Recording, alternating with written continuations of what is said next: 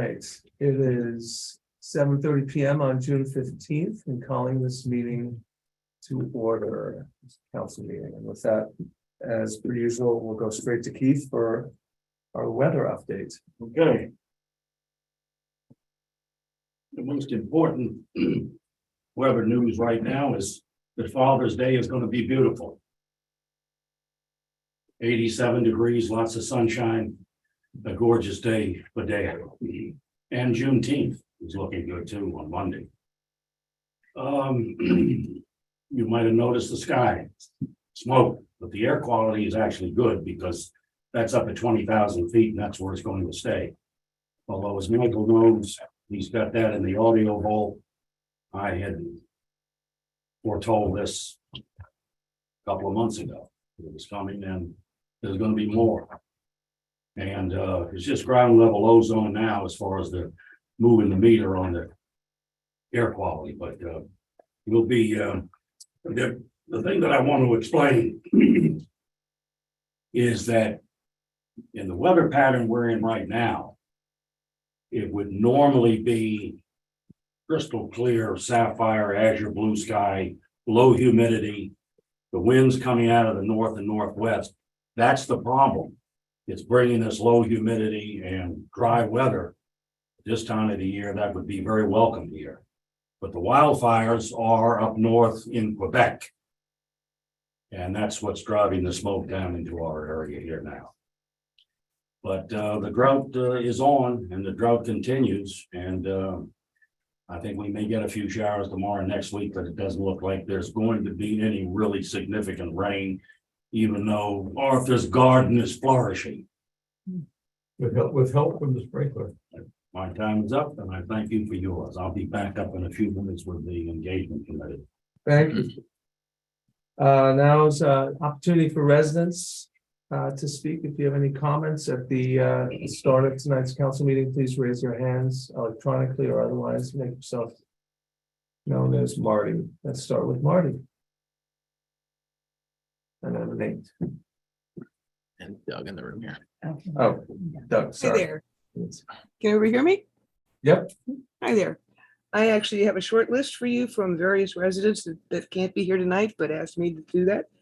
There was a really good listserv discussion at the CEC. Joel, who's here tonight, is now working with Gene and Bill Catherwood and a couple others to try to get it going. The consensus at the CEC meeting is that we probably need to have a new listserv, and that is very doable. Hopefully we'll get done soon. There was discussion from a number of residents during the week and at the election committee meeting about the voter roll verification document and the procedures. And I'd like the council to just put a little item on your to-do list down the road that it is certainly the residents' perception that voting procedures, including voter roll verification procedures, are public documents. That document was not issued this year. I hope next year's committee will do it. It was done and approved by the council in 2022. So voter roll verification document will need your attention, I think, down the road. I'd like to thank all the residents who raised that issue because there was a big change in the voter roll this year. It went from 625 people last year to 747 this year, which is 122 people. That's about a 20% change. That's very unusual. And the procedures that produce that are probably terrific. It sounds like they were much more thorough this year. But there are some issues there. So voter roll verification document for next year. On behalf of Liz Verassi, my neighbor across the street, parking enforcement. And I wanted to thank Michael for saying that he thought a good remedy here was not to hire a separate parking enforcement officer, but to renegotiate our next contract with our two police officers, Mike and Nick, to have them do maybe an hour in the morning, twice a week on various dates to keep it, unpredictable, where they would go around and actually ticket the trucks that are like blocking entrances to Brookville Road and blocking parking at the shopping area, et cetera. I mean, a round of ticketing a couple times a week seemed to me to be a really good idea and a good use of Mike and Nick. So Michael, thank you for that suggestion. I hope you'll follow up on it. There's also been a bunch of discussion with Gene Sperling, among others, looking at the building codes because there's concern about not just the flooding, but whether the footprints of some of the new houses are actually complying with our more strict VMA codes or just the county codes. Some of the houses look pretty big, that's the step.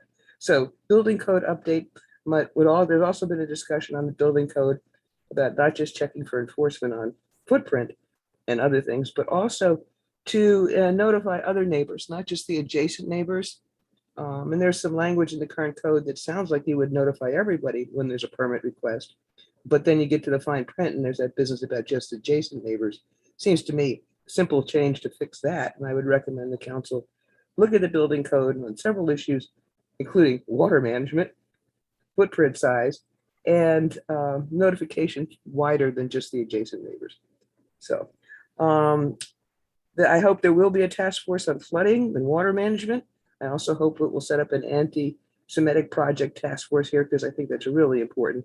The county's doing some interesting things there that I think we can incorporate. So thank you to the council if you approve those task forces tonight. And finally, this is on behalf of Larry Watson. He and Gene Sperling did a bunch of research with the U.S. Department of Agriculture. There are soil maps that show you where the water tables are and where you have the clay layers and sand layers.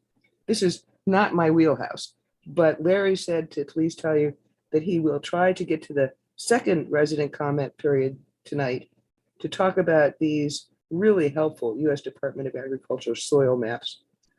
And that's it. Thank you. Thanks, Marty. Nate? Thank you, Andrew. Hi, everyone. Nathaniel Edelstein, 155 Quincy Street. I just wanted to say a quick few words because I think it sounds like there's a possibility that the council will be certainly discussing and maybe making a decision tonight about the issue at 151 Quincy Street, which everyone on the council I think has seen my emails and knows kind of where I stand. As there's been all this back and forth. I just want to say, first of all, thank you to the council. I've spoken with some of you, and I appreciate the dialogue that we've had. And I think that at the end of the day, everyone wants to help, and nobody wants neighbors to have flooding and problems with their homes. So there's just a lot of appreciation, first of all. And I just wanted to voice reiterate that what we saw last week with Katie also in the at 151 Quincy Street was very kind of startling and elevated our concern levels, and we're really hoping for some resolution that will allow the builder to connect to the county lines at the end of the day to hopefully minimize the water issue that I think is coming from that home and from that property. So thank you, and have a good night. Thank you. Appreciate it. Here with us, Doug, If you want to come up, if you want to go on camera. Yeah, please. Thanks for the chance to speak to you all, and congratulations, Andrew, and Katie, on your convictions. I have a question. I have two questions, but let me just provide a little context. Imagine a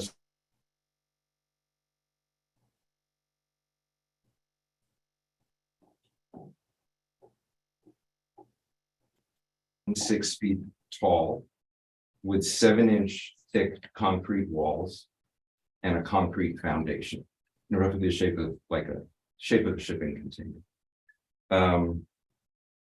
Big enough so that 60 to 70 residents of Martin's Additions could stand in it at once and not be able to see over the top.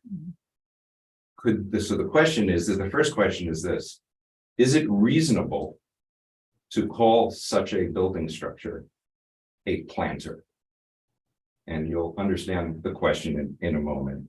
So the village code requires setbacks, but has some very reasonable and sensible exceptions for bay windows, for air conditioning units, for chimneys, for heat pumps, and the like. So can a builder call a building structure like I just described a planter, and then use that as an exception to the setback requirements? That is exactly what has happened at 3419 Cummings Lane. This humongous building structure sits next to the exterior wall of the house that's being proposed, is partially constructed in what is supposed to be the setback, the minimum setback at that portion of the house, because it's in the back of the house, of 10 feet, right? This structure sits entirely in what is supposed to be the setback area. And so there is a 37-foot long concrete wall, 7 inches thick, that is the exterior wall of this separate but attached building structure that runs along parallel to the property line, only 6.5 feet from the property line. So the setback in this house is supposed to be minimum of 8 feet at the front portion of the house and then increase to 10 feet at the back. The net result of what is there now is there may be the required 8-foot setback at the front. That's questionable. I don't know if that has been confirmed yet. I've questioned it. But where it's supposed to increase to 10 feet, it decreases to 6.5 feet. And I should also note this large building structure that I described extends at least 10 feet past the house into the rear setback. And that also raises a question to the code. So the second question then is, I guess it's the third, how did the village allow the developer to call something a planter and create an exception and allow the village permits in approving the village permits? And more importantly, as a broader issue, how does the village intend to enforce its setback requirements if this stands? Because it undermines the credibility of the code and those requirements, and the net effect is to make a mockery. So I'd appreciate some input on this. Yeah, I mean, I think this was flagged at some point last week for me. And it goes to, I think, something that Marty mentioned as well, as like building code and the size of these buildings. If this is meant for water abatement or mitigation, it begs the question, is this building too big, and that it requires something as monstrous as what you just described? I haven't seen it in person. I'd love to take a look. You're welcome anytime. Yeah. But so, I mean, I would look to Doug in getting with maybe during the building administrator's report, but also happy to open it up. The question is, the county, of course, leads in these approvals. I think based on the county permits, we then parachute in, I guess, in giving the VMA permits. That's my understanding. There are definitions, and this, I would defer to Ron on this. I don't have it in front of me. I can't recall what a structure, there are definitions of what a structure is. And I don't know, I'm about looking how well this manages to fit in, evade, or be consistent with what is allowed as a structure. So I absolutely do not know now how that fits in. But is Ron here? I'm not sure. Yes, I'm here. Okay. But I'm not familiar with this project and haven't seen the plan, so I would Okay. like to do so before I comment, if that's Right, okay. right, okay. Ron, I think you need to also come to look at the site in, not just from Cummings Lane, but into our backyard where you can really see it. Because I guess my question would be, Arthur, to your point, it's not what qualifies as a building structure. We're talking about something that's entirely what's supposed to be in the setback. So it's whether it qualifies as a bay window, whether it qualifies as a chimney, whether it qualifies as an air conditioning unit. Right, And right. remember, concrete foundation to this, what you're gonna call it, 7-inch thick concrete walls, 37 feet long. People could hold, if it were meant for that purpose, 60 to 70 people. And Andrew, to your point, I understand what you're saying about the county code and the village code. That's a sequencing issue. That's a timing issue. Right. If you're saying that the county code trumps the village code, then that's a different thing. No. And Is the structure entirely below grade? No, it's entirely above grade. How many feet? You said 7 feet or how tall is it? At one end, it's a little bit over 5 feet tall, and it goes to the back, it becomes 6 feet tall. 6 feet. Yeah. But it's 6.5 feet from the property line. Never heard of something like this. No. I mean, Right, it's- and the other thing is, I understand the point that. It's for, it might be for, as you suggested, for to part of stormwater management and so Yeah. forth. But where in the village code, now my next question would be, is where in the village code does it say that stormwater management trumps setback? It doesn't, doesn't mention. Okay, and so there's a question here that we have to look at. Is it consistent with the code or not? The second question that it raises that we're not going to address tonight is that we've been getting a number of complaints about new construction within the code that people feel is too big, out of keeping. It destroys airflow, destroys sight line, changes the nature of the neighborhood, and suggests that we need to return to the building code itself. That there are structures fully within. And we had a next door neighbor, no, the neighbor didn't do it, the builder did it. And as the building went up, fully within code, it looked like a container ship pulling into port next to us. And we did have the building surveyor, Doug, or Wayne or somebody at the time, go out and measure. Are you sure this is to code? Took out the tape measure, yes, to the inch. So it was fully within what is allowed. Right. But still, we're still too big, in my opinion, and we are now getting complaints from around the village of exactly the same thing. So I think yours is a separate issue we have to look Right, at. different whether fact It's pattern, different. But if it is within the code, then again, this is an incentive for us to go relook at what we're allowing. If it's not, then we have a different. I guess the question is, it sounds like there's no such similar structure I have not. in this seen anything. village. This might be like Yeah. a first. And like we said, if there's no language and if we have to abide by the language of our code and there's no language that states a planter of this size. We talk about structures, Yeah. and we don't care what they are, a structure is a structure. Right, And I think it does fit in, but I'm not willing to say that right yeah. now. Okay. So happy to take a real close look at this Yes. and figure out what we can do. If in fact we find that it does not conform, Mhm. then there obviously, Yeah.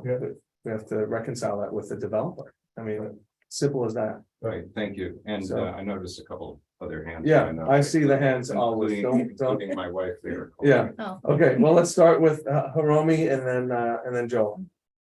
thank you. Just to follow up, well, thank you so much for your volunteerism to the council members, first of all.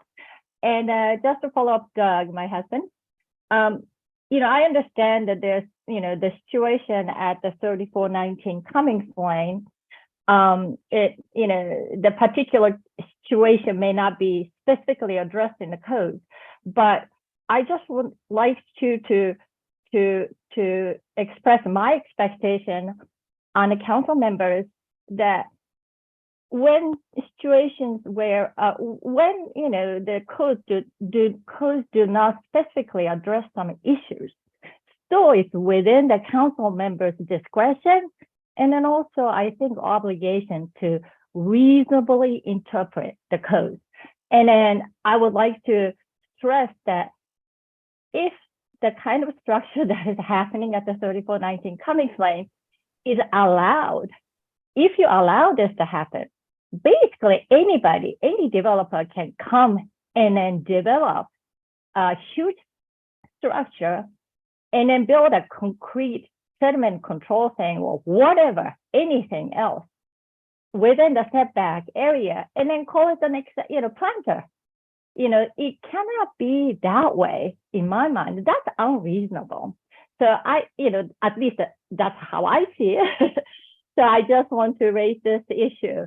And hopefully that community as a whole can address, developers coming in and then building some new houses, which are a bit unreasonable. Thank you. Yeah, well, very good point. Very good points. Joel, please. So Doug kindly gave us a tour, Jess and I, a tour on Saturday. And I think it's an absolute must-see for each council member. And he can walk with each of you separately so you don't break the Open Meetings Act. Doug is an incredibly kind and patient person. So him, coming before you, I think is a big deal. Look, let me start with this, which is, I know that each of the council members intends to do well, and you're hyper focused on this issue and you're trying your best, and it's a really, really challenging one. I think, we've been in depth on conversations, it'll be, I don't know, maybe 9 months soon. So about Emmy's age, throughout this. There's the property that is being built next to Duck it's a true perversion. I mean, it really is an astounding sight when you see it. It's almost like an ode and monument to like the worst offense that you can do as a developer. Jess and I joked around after we left, would we rather have, our backyard flooding and the risk of our house flooding as we have right now, or would we rather have Doug and Hiromi's situation? And we concluded that we'd rather have the flooding and that her situation was worse. So anyway, I think you have to see it. You really have to see it to capture it. And we can't do words. I really cannot for the life of me imagine that this is in the code. It has to be a setback violation. The parts that I've dabbled in of the code, I really, really do think that the power is probably right now within you to act. But I think for the council, there's sort of two separate tracks, right? I think what you're finding is there's these urgent situations like what's happening at 151 Quincy and what's happening on Cummings. And then there is what I would call a struggle with resources for council members to act. And the resources are in terms of the existing ordinances, in terms of the tools available to you to analyze the situation, because, none of you are engineers. Jess and I are not engineers. And so, there's a lot of work here and there's a lot of back and forth, and the realities are harsh, right? The lot value right now in VMA is roughly around $1 million. If a developer comes and spends about $1 million, they're going to tear down the house that's there now, and they're going to try to build a $3 million house. That's the only way you can make it work. So as they try to build these $3 million homes, we're going to have this problem. It'll be basically on repeat. And I think it becomes the struggle of the upcoming year. So there's two tracks. There's the urgent, and then there's the emergent, and finding resources for the council to be able to act. And I know that you're working on both, and I very much appreciate that. And you too, Michael. I see you working all the time, and I see you thinking hard about these issues, and I appreciate the work that you're doing.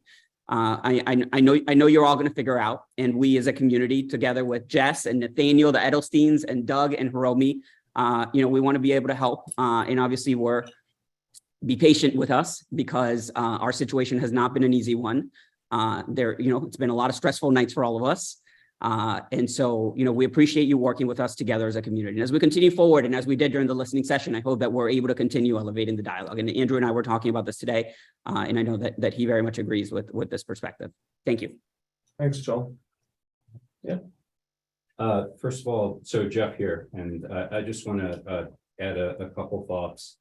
First of all, Doug and all the residents, I just want to share heartfelt recognizing truly how painful this is, emotional it is. I mean, when there's a feeling of an invasion of your space, let alone something that is happening that is affecting your quality of life, it's terrible. I mean, there's no words I could say to express, how feeling as just a neighbor and wishing not on anyone. So, and appreciating you coming here, knowing the evening, and there are probably many other things you could be doing. So I know we all as council understand and appreciate this. Just my particular lens, when I first hear this, and again, I say it with a great amount of respect for our own Doug and Ron and everyone else who has looked at this, there's a legal question around codes and all that. I'm not a lawyer, right? So I look at it from the perspective that you, your wife, and others are bringing of your story. The first reaction is, that's not a loaded question you're asking, right? That does not sound reasonable.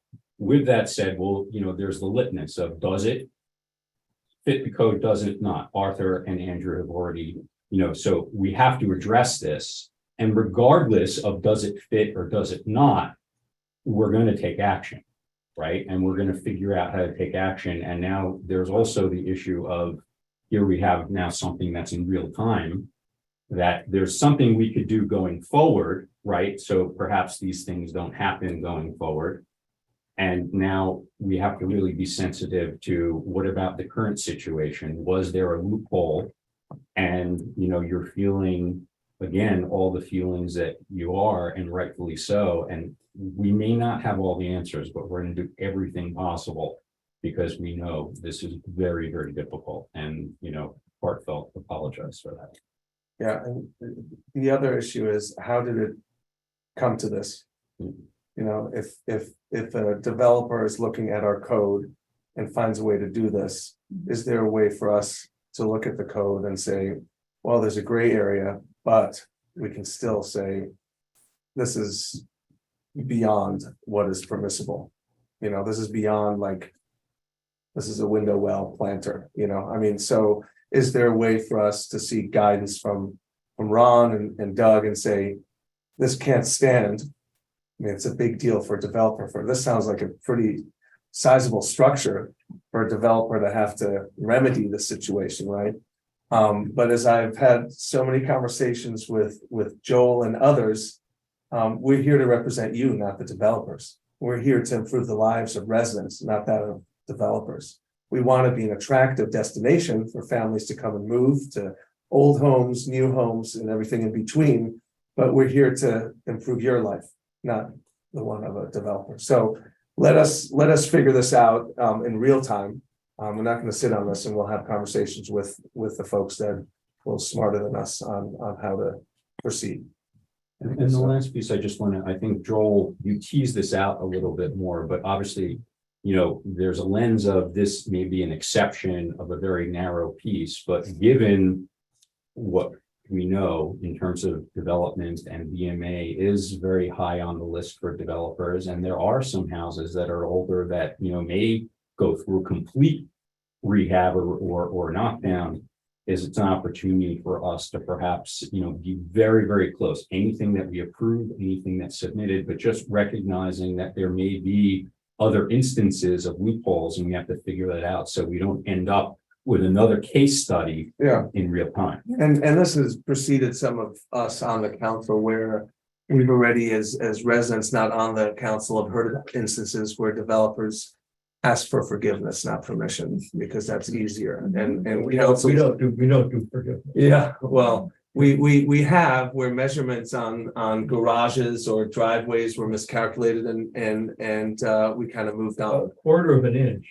It's a quarter of an inch could be And a there have foot. been variances And granted. when there are Again, also it's opportunities some of them are better judged. to Yeah. ask for variance. So at any rate, we'll stay on top of it, and we'll be talking to Michael, Ron, and Doug as well. Can I just say one more thing? So I appreciate all of your comments.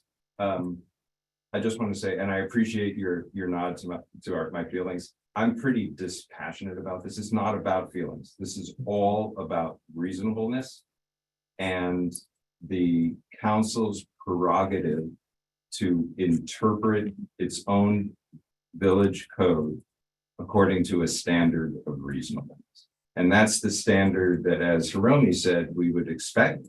And that's the standard against which everything will be judged. You know, I'd like to actions and respond to that, because I don't want to get your hopes up on that. When it comes to reasonableness, there are people on the other side arguing, who could, I'm not saying there are. We have had instances in the past where a builder, a homeowner, argued that a misplaced comma gave him the right to do something. And we argued it, we went to the lawyers argued, and he was right. We could not, the way that was written, the builder, the homeowner did what he wanted to do. At the next meeting, we revised the ordinance that either put in or take out the comma. But we had to abide by it. We don't have the option of doing reasonableness if the code says something specific.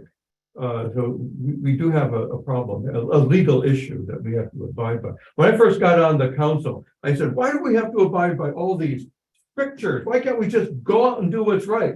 I was reminded this is not a homeowners association. It's not a voluntary association. It's a government with governing authority and legal authority to enact ordinances, which we have to follow. So as now, having been experienced with this, I don't want to get your hopes up to think you can argue reasonable if the code says otherwise. So just a warning there. But with Hoping that for a said, if, reasonable code. yeah, I think if there was a violation in the code, If there's a violation, it's quite different. but if it conforms to the code and there was a loophole, then we have to address it going forward of how we make sure it doesn't happen. again. Yes. And I think Right. just as correction, it doesn't. Exactly. Okay. Okay. With that, let's go to Doug Lohmeyer for the building administrator's report. Good evening. At 3506 Bradley Lane, the county has closed that building permit and the village was preparing to close our permit. However, we recently noticed that the applicant homeowner has installed a separate parking space in the front yard next to the driveway. So we've contacted them and requested a revised site plan and a non-vegetative analysis to determine whether this parking space is allowed. We haven't heard back, so we'll continue to go after them. At 203 Oxford Street, the village issued a permit on May 23rd, and work has begun on that project. 3500 Raymond Street, the wall check indicated that the addition complies with the village setbacks, and the village has requested a height survey for the new roof.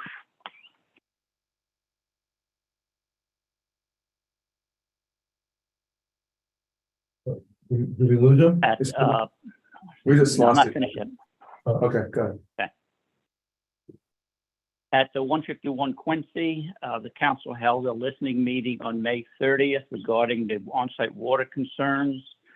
And adjacent property owners were invited to attend a site visit on June 3rd, which was last Friday.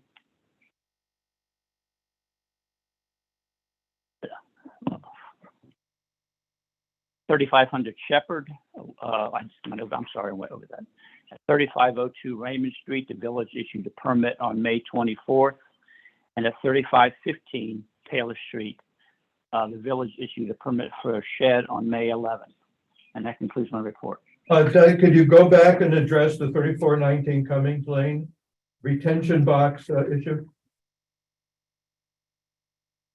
We a couple weeks ago, I guess we noticed the construction of it. Technically, that's called a bioretention box. It's required by Montgomery County for stormwater management. It collects the roof downspouts and allows it to infiltrate into the soil. When that's completed, it will be filled with bioretention materials and landscaping. That was required by Montgomery County Department of Permitting Services, the stormwater management section, to control the stormwater management on the new lot. We have contacted Montgomery County zoning office to get their interpretation of that structure. And we're waiting to hear back on that now. Thank But you. the box itself is not attached to the building. It's adjacent to the building. So the first interpretation we got from the county was it wasn't a building. It was a structure adjacent to the building, like a retaining wall. So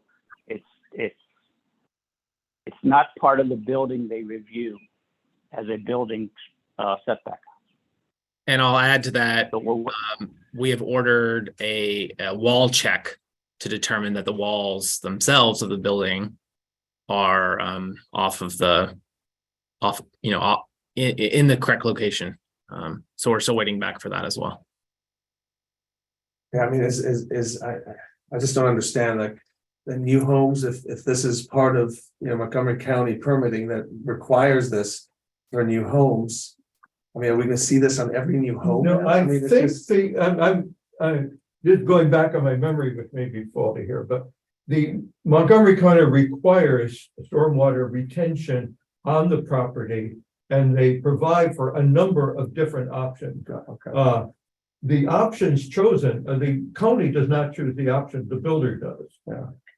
And I think that the options they choose has to be consistent with the village code as Right. well. So you just can't say you can't say the county made me do this. Yeah. Uh, Hiromi, your hand is raised. Yeah, exactly my point. It's just that just because it's a county code, it's still village models have our own codes, and then it's the council's obligation to enforce it. And then I understand that, yes, you know, council members are tied. Your hands are tied in the sense that you need to have some legal basis for doing what you need to do, and then you cannot just say you do the right thing and then go and then ignore the code. But you know, this situation, I think, is not a matter of whether or not the code specifically allow this to happen. I don't think it's a question of interpreting the code. It's not whether this is in the code specifically allowing or not. Question's very different. And then when you're interpreting the code, when the specific issue is not necessarily addressed, whether it's permissible or not within the code, then council has the discretion in interpreting it in a reasonable manner. I think that's my point. It's also, I hope that county codes and the county allowance cannot be used as an excuse for allowing this to happen. I think that everybody, the people who are making this decision and approving the permits need to look at the code and then see if this is within the code in a reasonable, in looking at it in a reasonable way. Thank you. Yeah, thank you.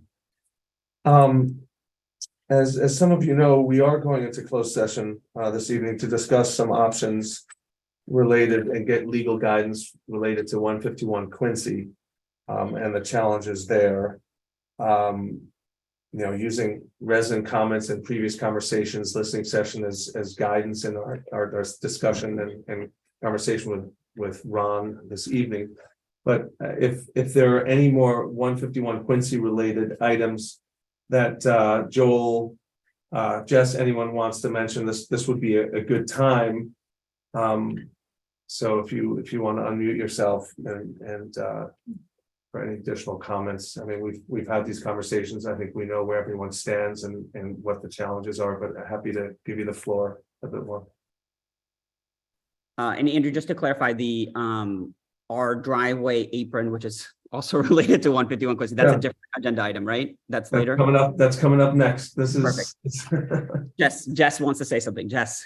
We're getting so much attention this night. Oh, Joel, thank you. Sorry, we don't mean to hurt you all with our multiple phones audio happening.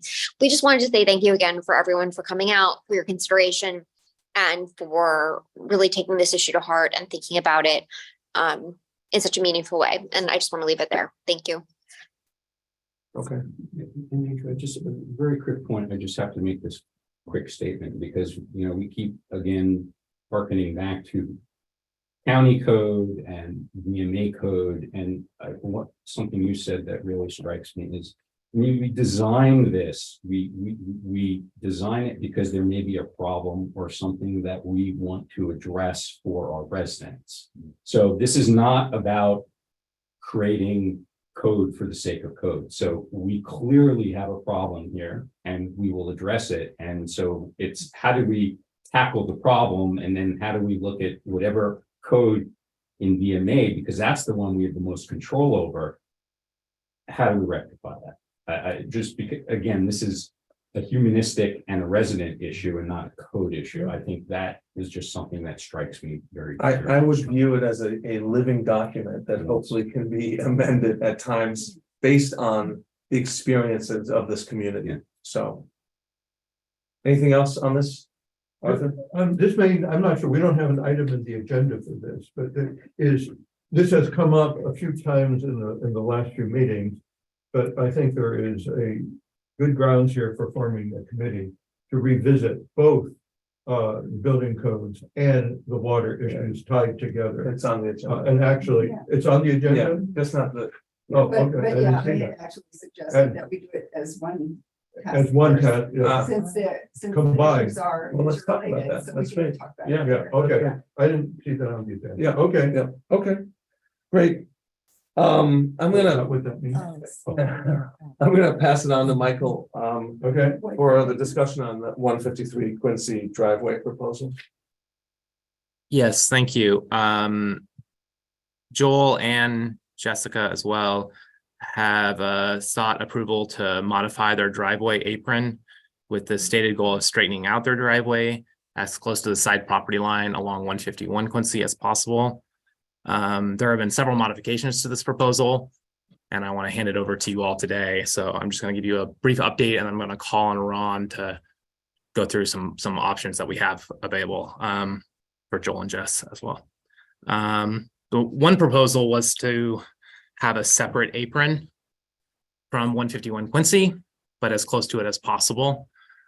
That proposal I rejected because it didn't comply with the county's standard that the village code references, which is to have a turning radius 5 feet on either side of the driveway. So if it's a 10-foot wide driveway, the curb cut at the curb would be 20 feet, 5 feet on each side.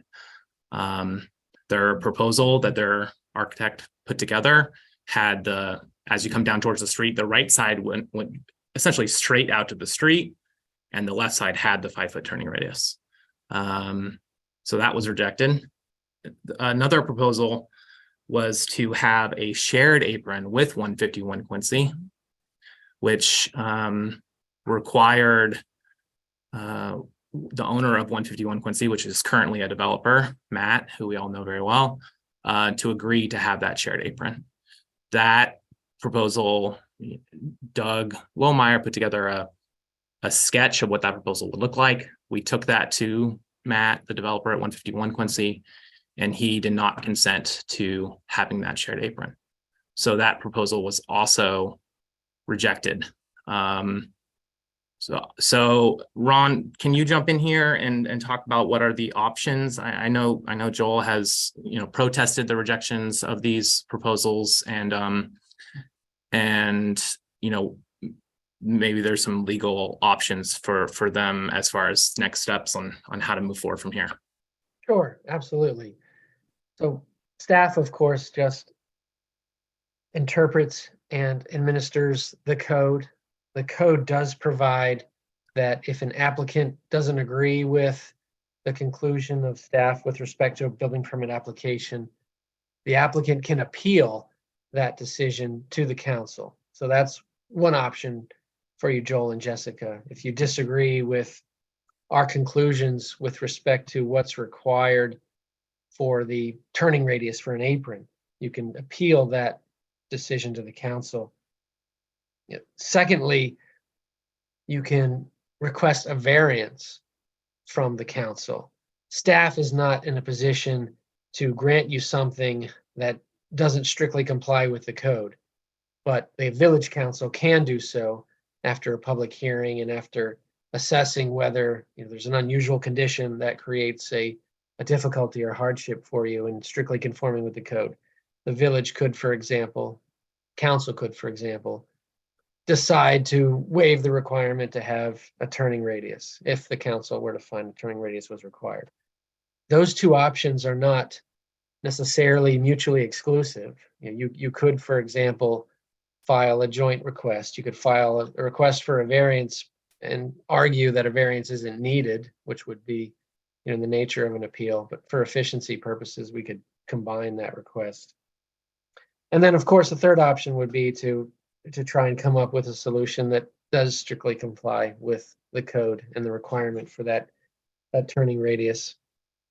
And just by way of background, and maybe Michael's already explained it, there are some general underlying policy decisions about why uniformity is required for aprons. Doesn't mean that those policy decisions have to stay in place. They can always be altered, not just in the variance context, but globally as well. But generally speaking, because the village maintains aprons after they're initially constructed by owners. The village likes to see them uniform, preserves the character of the community. Our contractor only has to do one type of apron. Now, obviously, there are non-conforming aprons throughout the village. Generally speaking, non-conformities are meant to go away with time. This particular code provision was adopted in 2009, I think. And so at that time, the policy decision was, this is the standard we're going to apply going forward. We're going to require compliance with a county standard, so our aprons are uniform, and those that existed already are allowed to remain, but if they're ever redone, they need to be redone in accordance with the new standard.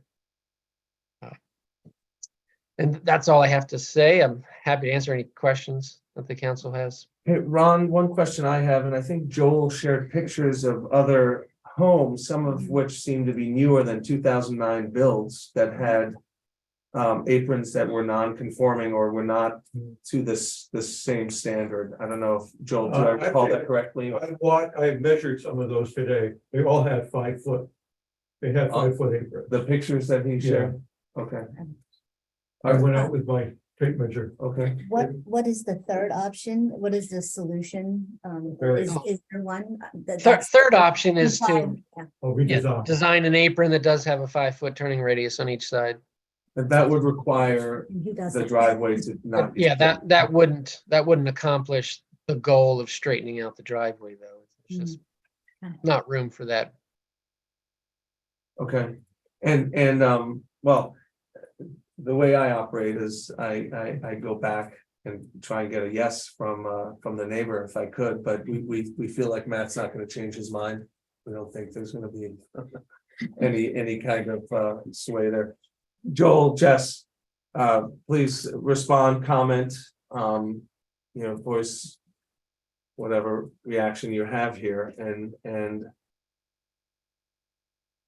Well, first of all, thank you very much, Ron. I appreciate your experience. I know you've been, at this game for some time, and in particular, you're probably the foremost expert on the code. So thank you for the options that you've provided tonight and the thought that you've given to this. I want to give a little bit of context, and then I want to come back to the options that Ron has presented in the current interpretation of the code.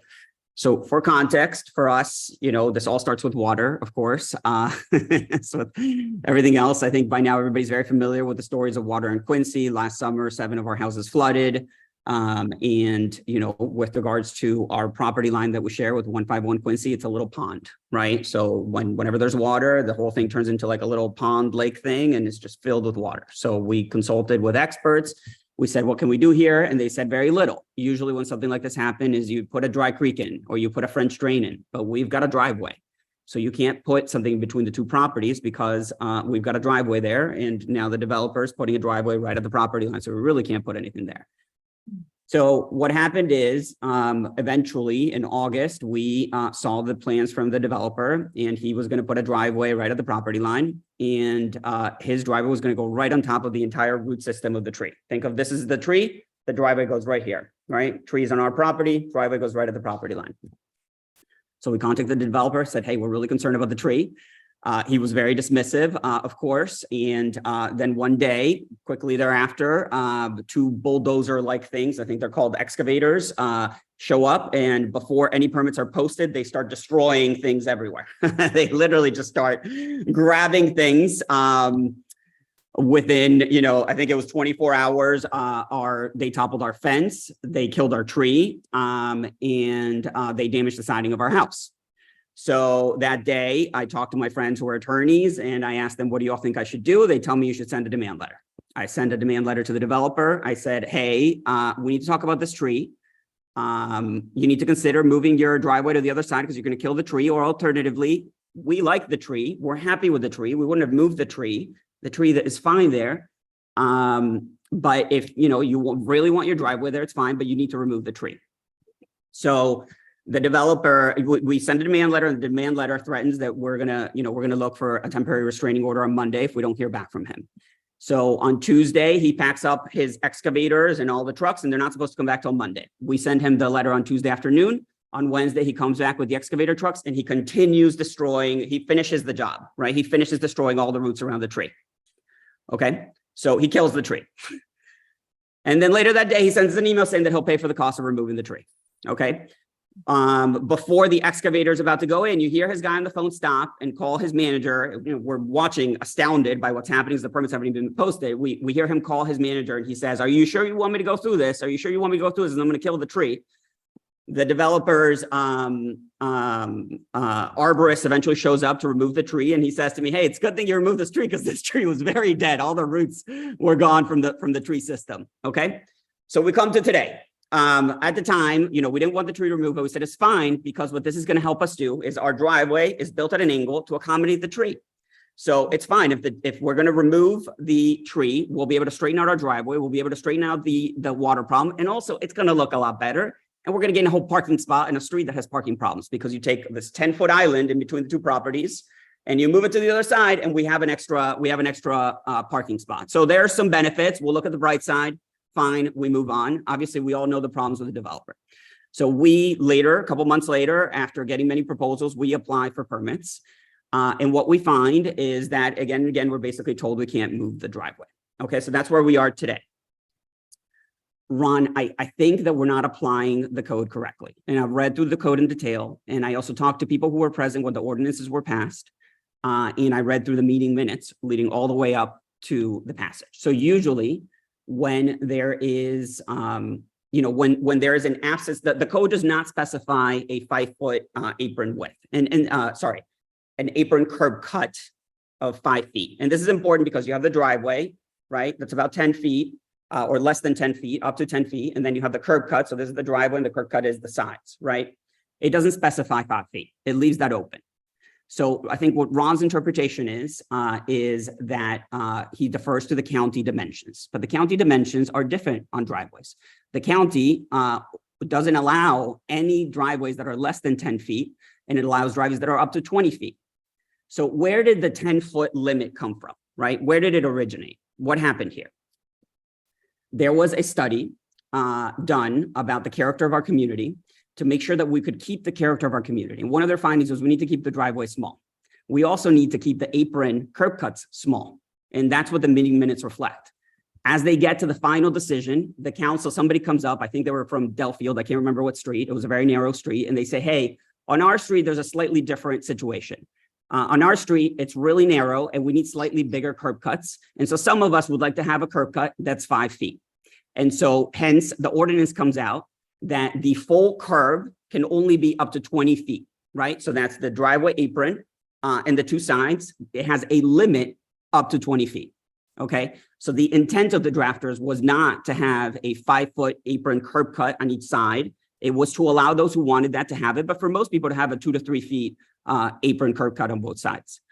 And then we come to today, which is that there are many aprons that have been built since 2009 that do not have a 5-foot apron curb cut on each side.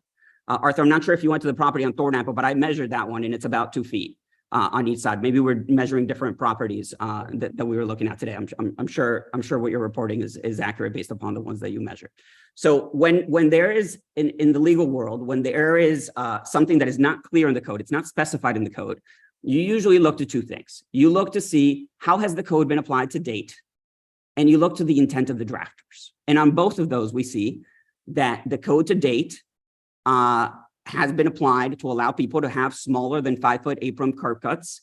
And we also see that the drafters did not intend to require a 5-foot apron curb cut. They intended to allow a limit up to 5 feet.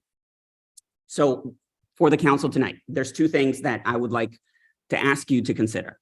Number one, the driveway apron curb cut of one. I need to straighten my driveway because I have a water problem and the water is all headed towards my house because of my curved driveway. Now there's no tree to soak up the water. That's the problem that we have. So two requests for you tonight. Request number one is the driveway apron curb cut for 151 Quincy is on our property line. It's not on our property, it's in the right of way, but it's on our property line. So their entire 5-foot curb cut is on our property line. There was no driveway there before. It didn't exist. They just had an apron curb cut. It was put there by mistake. The developer did a survey, we did a survey, we landed on the same exact location for where our property begins and ends. And their driveway apron curb cut by 5 feet is on our property line. Please ask, they're redoing the apron curb cut. They're putting in a driveway where none existed. Please ask them to put their driveway apron curb cut on their property. That's number one. Number two is, please apply the code correctly. We don't desire to share a driveway with a house that has massive water problems. That's not what we desire to do. We are okay with it if it will stop our house from flooding by straightening out the driveway. You know, we're willing to do that. But in the absence of that, you know, please apply the code correctly, which in our read and the extensive research that we've done and talking to people who were at the meeting where the legislation was passed and measuring curb cuts around the village, which is really something that we shouldn't have to do, is that this is being implied incorrectly. So I'm not asking for a variance. I'm asking for VMA, and Jess and I are asking VMA to apply the code correctly. Yes, Jess wants to speak. Mute yourself, please.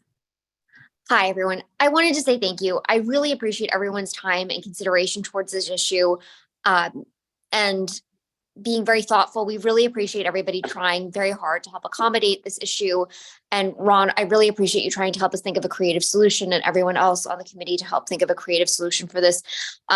I can't believe that we've spent such an inordinate amount of time thinking about where to park our cars, but we have. And I want to say that both Joel and I'm sure you know from how often we're attending these meetings and how engaged we are speaking to people, that we are happy to, after all of these new committees are assembled related to codes, to serve and to be involved and to make sure that there is clear guidance.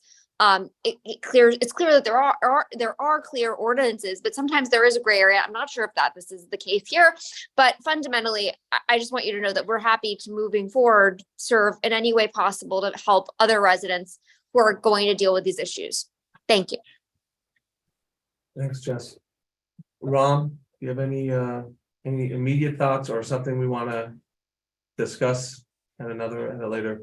Yeah, I can provide more legal advice in our closed session about the driveway apron standard. Just one other thing that comes to mind is the code says aprons must comply with county standards. There are different county standards, but it's my recollection that municipalities in the area, including Martin's Additions, have followed one particular county standard. And that was a county standard that our first building permit administrator, Alan Beal, carried around in his notebook. And I've got a copy of that standard. I can't say for sure whether it's always been uniformly applied that way, but I think our current building administrator has been consistent in his application. But these are all things we can look into further. I just want to make a comment. And first of all, thank you, Joel and Jessica. Really appreciate. And again, another example of just how this affects us. And so really heartfelt and appreciate this. So here's my 2 cents on it, whether for better, worse, or indifferent. I know we're getting back to this county code, VMA code, legal stuff, and I'm just rising above those pieces. And I'm looking at this as, how do we find a solution?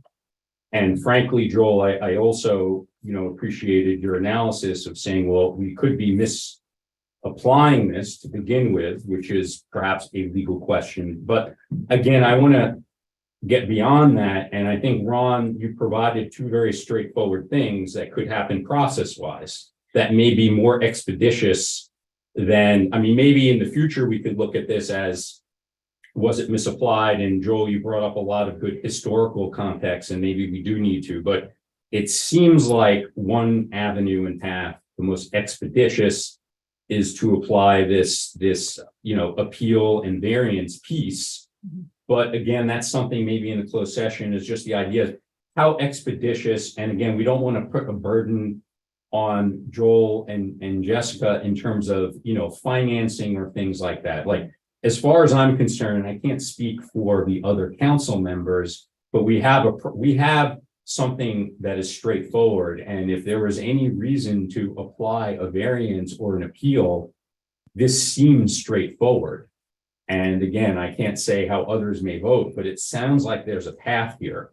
And maybe as a council, we can just discuss it.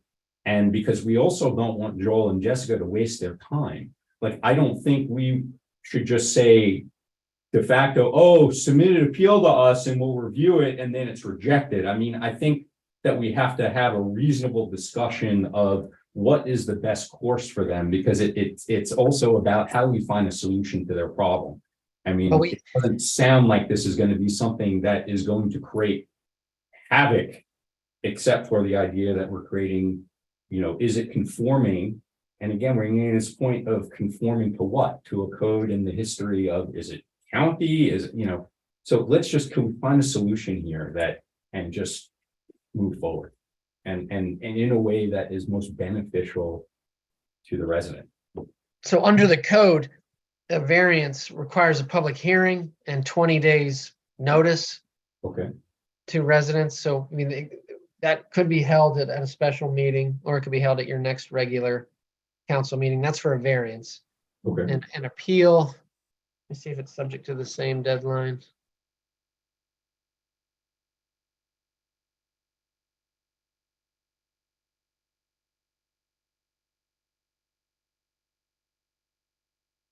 No, and an appeal could happen quicker. But, you know, my suggestion was to combine them for efficiency. Of course, we don't know how the council would vote, but let's say the council does not overturn staff. You know, then the next remedy would be a variance, and it would be perhaps efficient to be able to do that at the same meeting.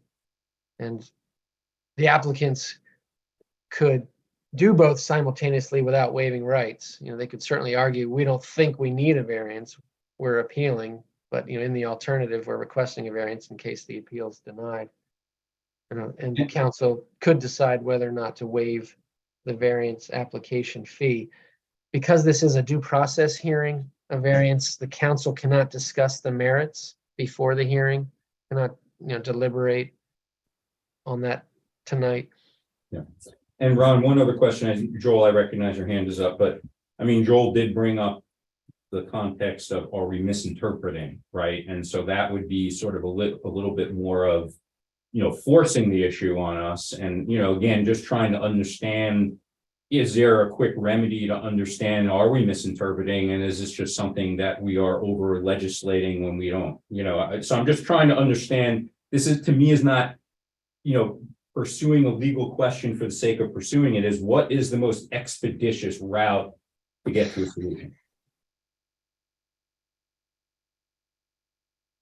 Okay, well, I think we'll hear more from Ron in closed session. Joel, did you have any final comments?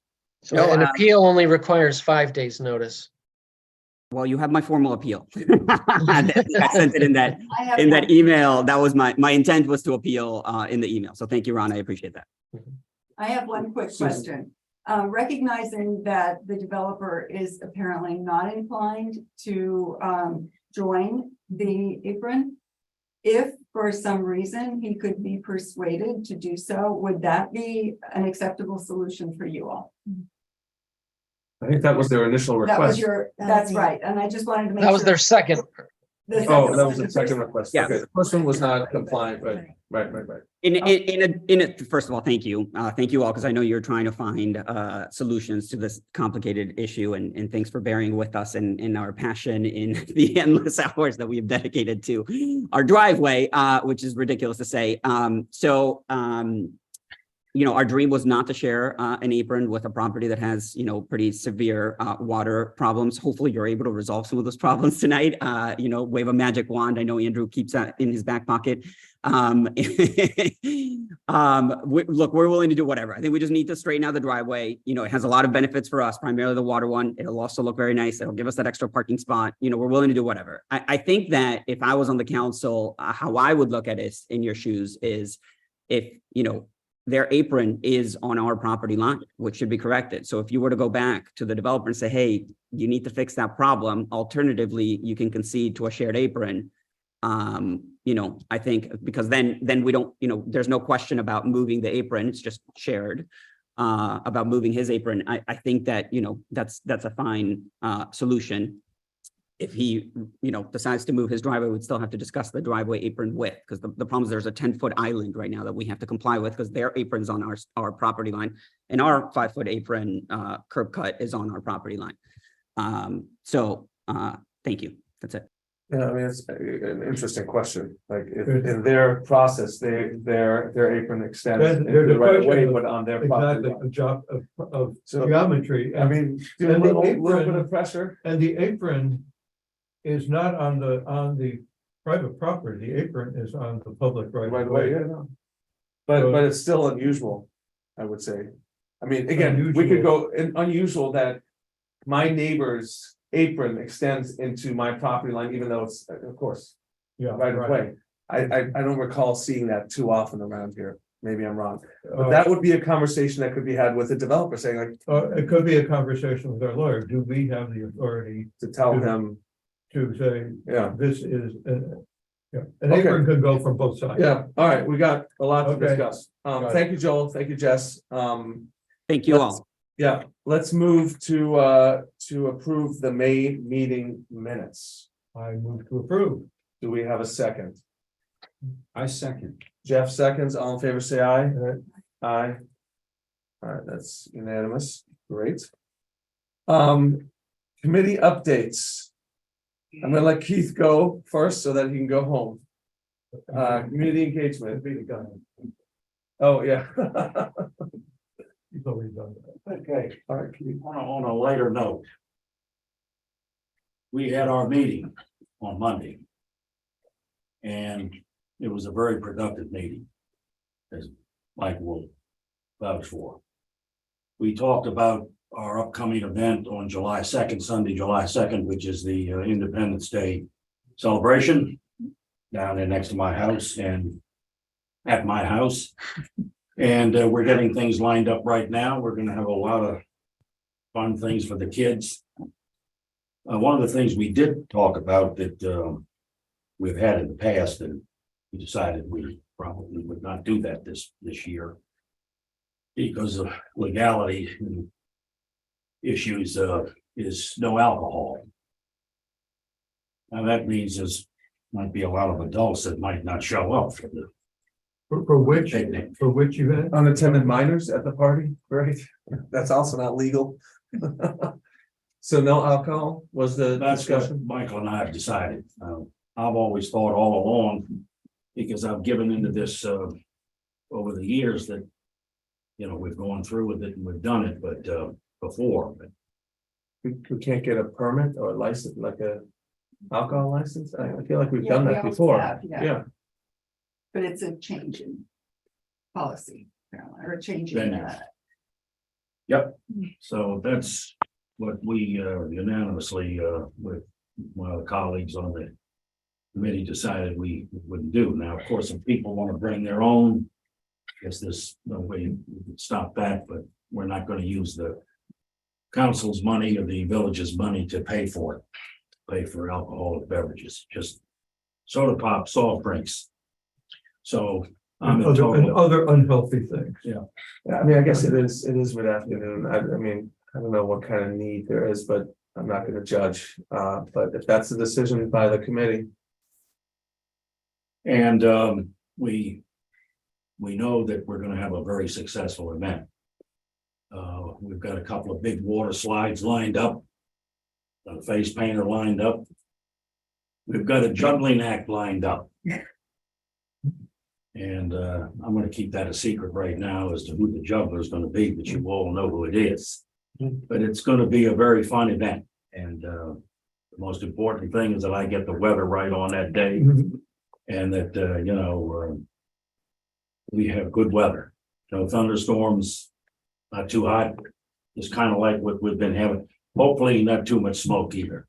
And then we talked about the movie in the park, we're gonna do that in August and in September. So we're excited about that, we just have to decide, what will be on the marquee as far as the movie, will it be a adult movie, the one in September will be PG or G. But I think that's gonna work out very nicely. Again, I'm gonna put in an early request for the powers that be for good weather on both of those occasions. And then moving forward to the Halloween event, we're gonna, do that. We do that every year. That's always great. And we're gonna do something probably in December. We're gonna have a very festive holiday party where we'll do that. We did one year, a number of years ago down in Candy Cane City. But maybe we can, we've got a few bucks that we can use to probably go back to the La Ferme for that event. So that'll round out the rest of the year. We've got things lined up and we think everybody's going to be very happy with what we're doing. Great. Well, thank you. And I thank you all for giving me the time to talk to you. Well, I shifted some overseas travel to make sure I'm here on the second, so the weather better be good. Heath, no pressure. And with that said, we have a dunking booth this year, right? That's right. Oh, do. so someone is signed up. Oh. Excuse me, it's the chair. Susan is smiling. She wants to. Susan and I are going in together. And I do want to just share one comment for Just those visualize it. who may or may not have made that meeting. And also want to recognize the liaisons on that committee and how wonderful the committee is and what they do. But I think, again, one of the strongest outcomes of that discussion was a new resident who moved in on Turner, actually, towards the end of that discussion, had said, how grateful and just how wonderful the meeting was and how good it made them feel. And I think it gets back to that comment about, the idea that we really hope to have, our meetings should be meetings where we want anyone to show up at any time and come out of that meeting. Now, of course, we know the community event committee is the fun committee, and not every topic we talk about is fun. It's very serious like today, but just in general, the tone and how we talk to each other. And I just want to say bravo. It was really just exactly the type of committee meeting of why many of us moved here. Thanks, Jeff. Thank you. Thank And the you. tradition is to dunk the chair in the dunk tank. That's what we Okay. tried to start last year. Chair, okay. Yeah. On July 2nd. Yeah. Okay, great. Careful, Katie, he may schedule a trip abroad. I know. after all. Yeah, right. Ethics, Lori, if you would like to give your report, thank you. Absolutely. Thanks, Andrew. Tonight, I'd just briefly like to touch on some of the highlights of the Ethics Committee year-end report, which was included in tonight's meeting packet, and it's also posted on the Ethics Committee webpage. But before I get started, I want to thank my fellow Ethics Committee members, Mark Efron and Alex Geskier, for their hard work and dedication during what's turned out to be a surprisingly busy year. First, similar to last year, I'm happy to report that the committee received no ethics complaints. Another core responsibility of the committee is conducting a review of the 2 village required ethics forms. During our review, we identified one self-reported potential conflict of interest, which we reported to Andrew. The committee did not receive any formal requests for advisory opinions. We held 2 training sessions, which were well attended by village volunteers and village staff. And we continue to update the training slides based on the feedback from some of the training participants. Finally, we made 2 policy recommendations to the council. Based on a recommendation from the Ethics Committee, the council voted to amend the oath of office policy to remove the notarization requirement, which will streamline the process going forward. The committee also recommended amending the village code to resolve a conflict between ethics policy and ethics code, which the council did not vote to adopt.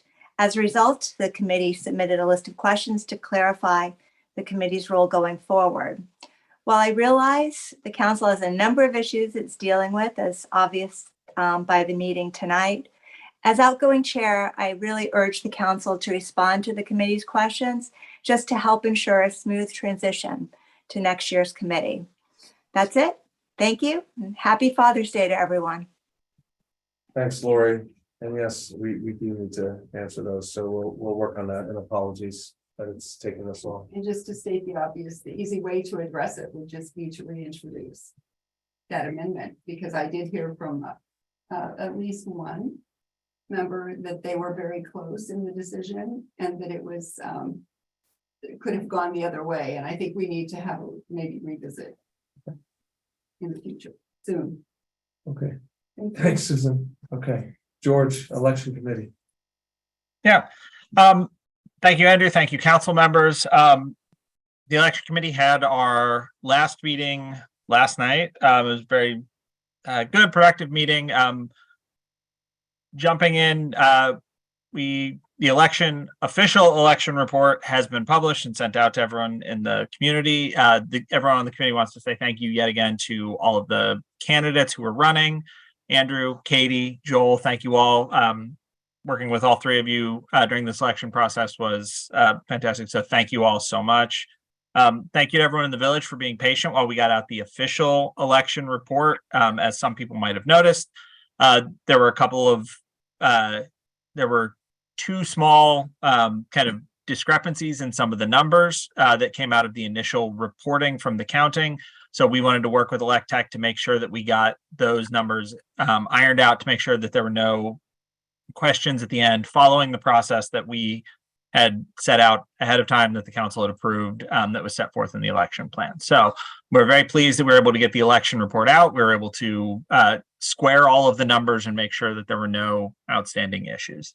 We're also very pleased that there were no ballot curing. There was no ballot curing required this year. So a pat on the back to everyone in the village for successfully completing all of the requirements on all of those standards so that we did not have to go into ballot curing again this year. And another pat on the back to the village for the high voter turnout this year. We had one of our higher turnouts ever compared to some of the records. I don't think we made it quite up to the peak, but it was still one of the higher turnouts on record. So thank you to everyone in the village for participating. And then a huge thank you on behalf of the committee members to Michael, to Aaron, to everyone who helped with the celebration on the sidewalk event. Michael and Aaron, for all of your fantastic work throughout the year, supporting the committee. And then on a personal level, a large thank you from me to all of my other committee members, to Eric, Allison, Ben. Thank you all so much for jumping in on that. But our official election report is published. We covered all of the outstanding administrative tasks that will be done, and the committee will be wrapping up its administrative business shortly. So yeah, I think no outstanding issues or anything that we need to flag at this point. Thank you, George, and thank you to your colleagues on the committee for doing a great job as always. And thank you to Lori and her colleagues and of course Keith for all the committee volunteers and residents, of course, for all their hard work. Really very much appreciated. We know how many hours you spend to step up here to the plate. As we shift our discussion to the next agenda item, I wanted to publicly recognize and thank, since we're talking about the possible creation of task forces, I want to recognize and thank the Public Safety and Health Task Force members, Mark Schaefer, Amanda Saul, Naomi Nairman, Lynn Welly, and Rachel Yavinsky, who were instrumental in developing recommendations to improve public safety and health. Aging in place was one of the two major concerns tackled by the task force, and due to the hard work and continued advocacy by Councilmember Arthur Alexander, this has led to the approval of a pilot program for fiscal year 24. So starting July 1, I know we're working on it's not going to happen on July 1, but I know Michael's working very hard to put this together. Obviously, pedestrian safety was part of that discussion, in addition to other action items, and the snow shoveling is another item that comes directly out of this task force that is now a budget line item for the fiscal year 2024. So thank you again to those resident volunteers and residents providing their responses and insights to the various surveys. I hope, of course, that the members of the Walkability Task Force have also been thanked in years past. I know they have here. Pardon? Profusely, yes. But as we know, it is also, that task force has also managed to provide recommendations based on resident feedback that have led to our speed bumps and now our latest line item also and work on Brookville, on the Brookville sidewalk, which was a major concern expressed. And again, if they've been thanked profusely, I will thank them again. And that's Catherine Hample, Peter Kahn, Lori Mitchell, John Sharrow, and Larry Wasson for all their hard work and volunteering for these committees and these task force, whether temporary or permanent. It leads to progress and it leads to real life changes and improvements to our lives. And so we're very grateful for all the hard work and late nights. So that was a long intro to this next discussion item. I just want to make one comment. Go ahead. I just also want to thank Arthur, who was a co-liaison with me, and also the rest of everyone who was on that safety committee, Mark, Amanda, everyone who was mentioned, really incredible amount of hours that they put in. And also, I think if I remember correctly, very proudly, when I had first introduced that, it could have been the first unanimous vote we had on that council to get that approved. And I think that was a really very, very, to see that and then come to this fruition, it shows that our government works and it works well. So just putting that forth. And then the other piece I just wanted to share very briefly, and again, I know we're looking at things with the rose-colored glasses, as we should, but I want to recognize in particular all the hard work of the committees for this year. But if we reflect back a little bit and we think about next year, and we're about to shift into that, I think when we reflect back, we also recognize there are things that we could potentially improve. And we also recognize that there are some things that have been recurring for the over 3 years I've been on the council here. For example, significant amounts of time spent on election plans. And we've had resignations and we've had real contentious issues. And I think we've heard time and time again, how do we address this? Could we create an evergreen plan? And so I think that going forward, that could be some of the things, first actions under a new council is to really consider not only how we can strengthen some of the tactical things we do. We know we have to do an election policy.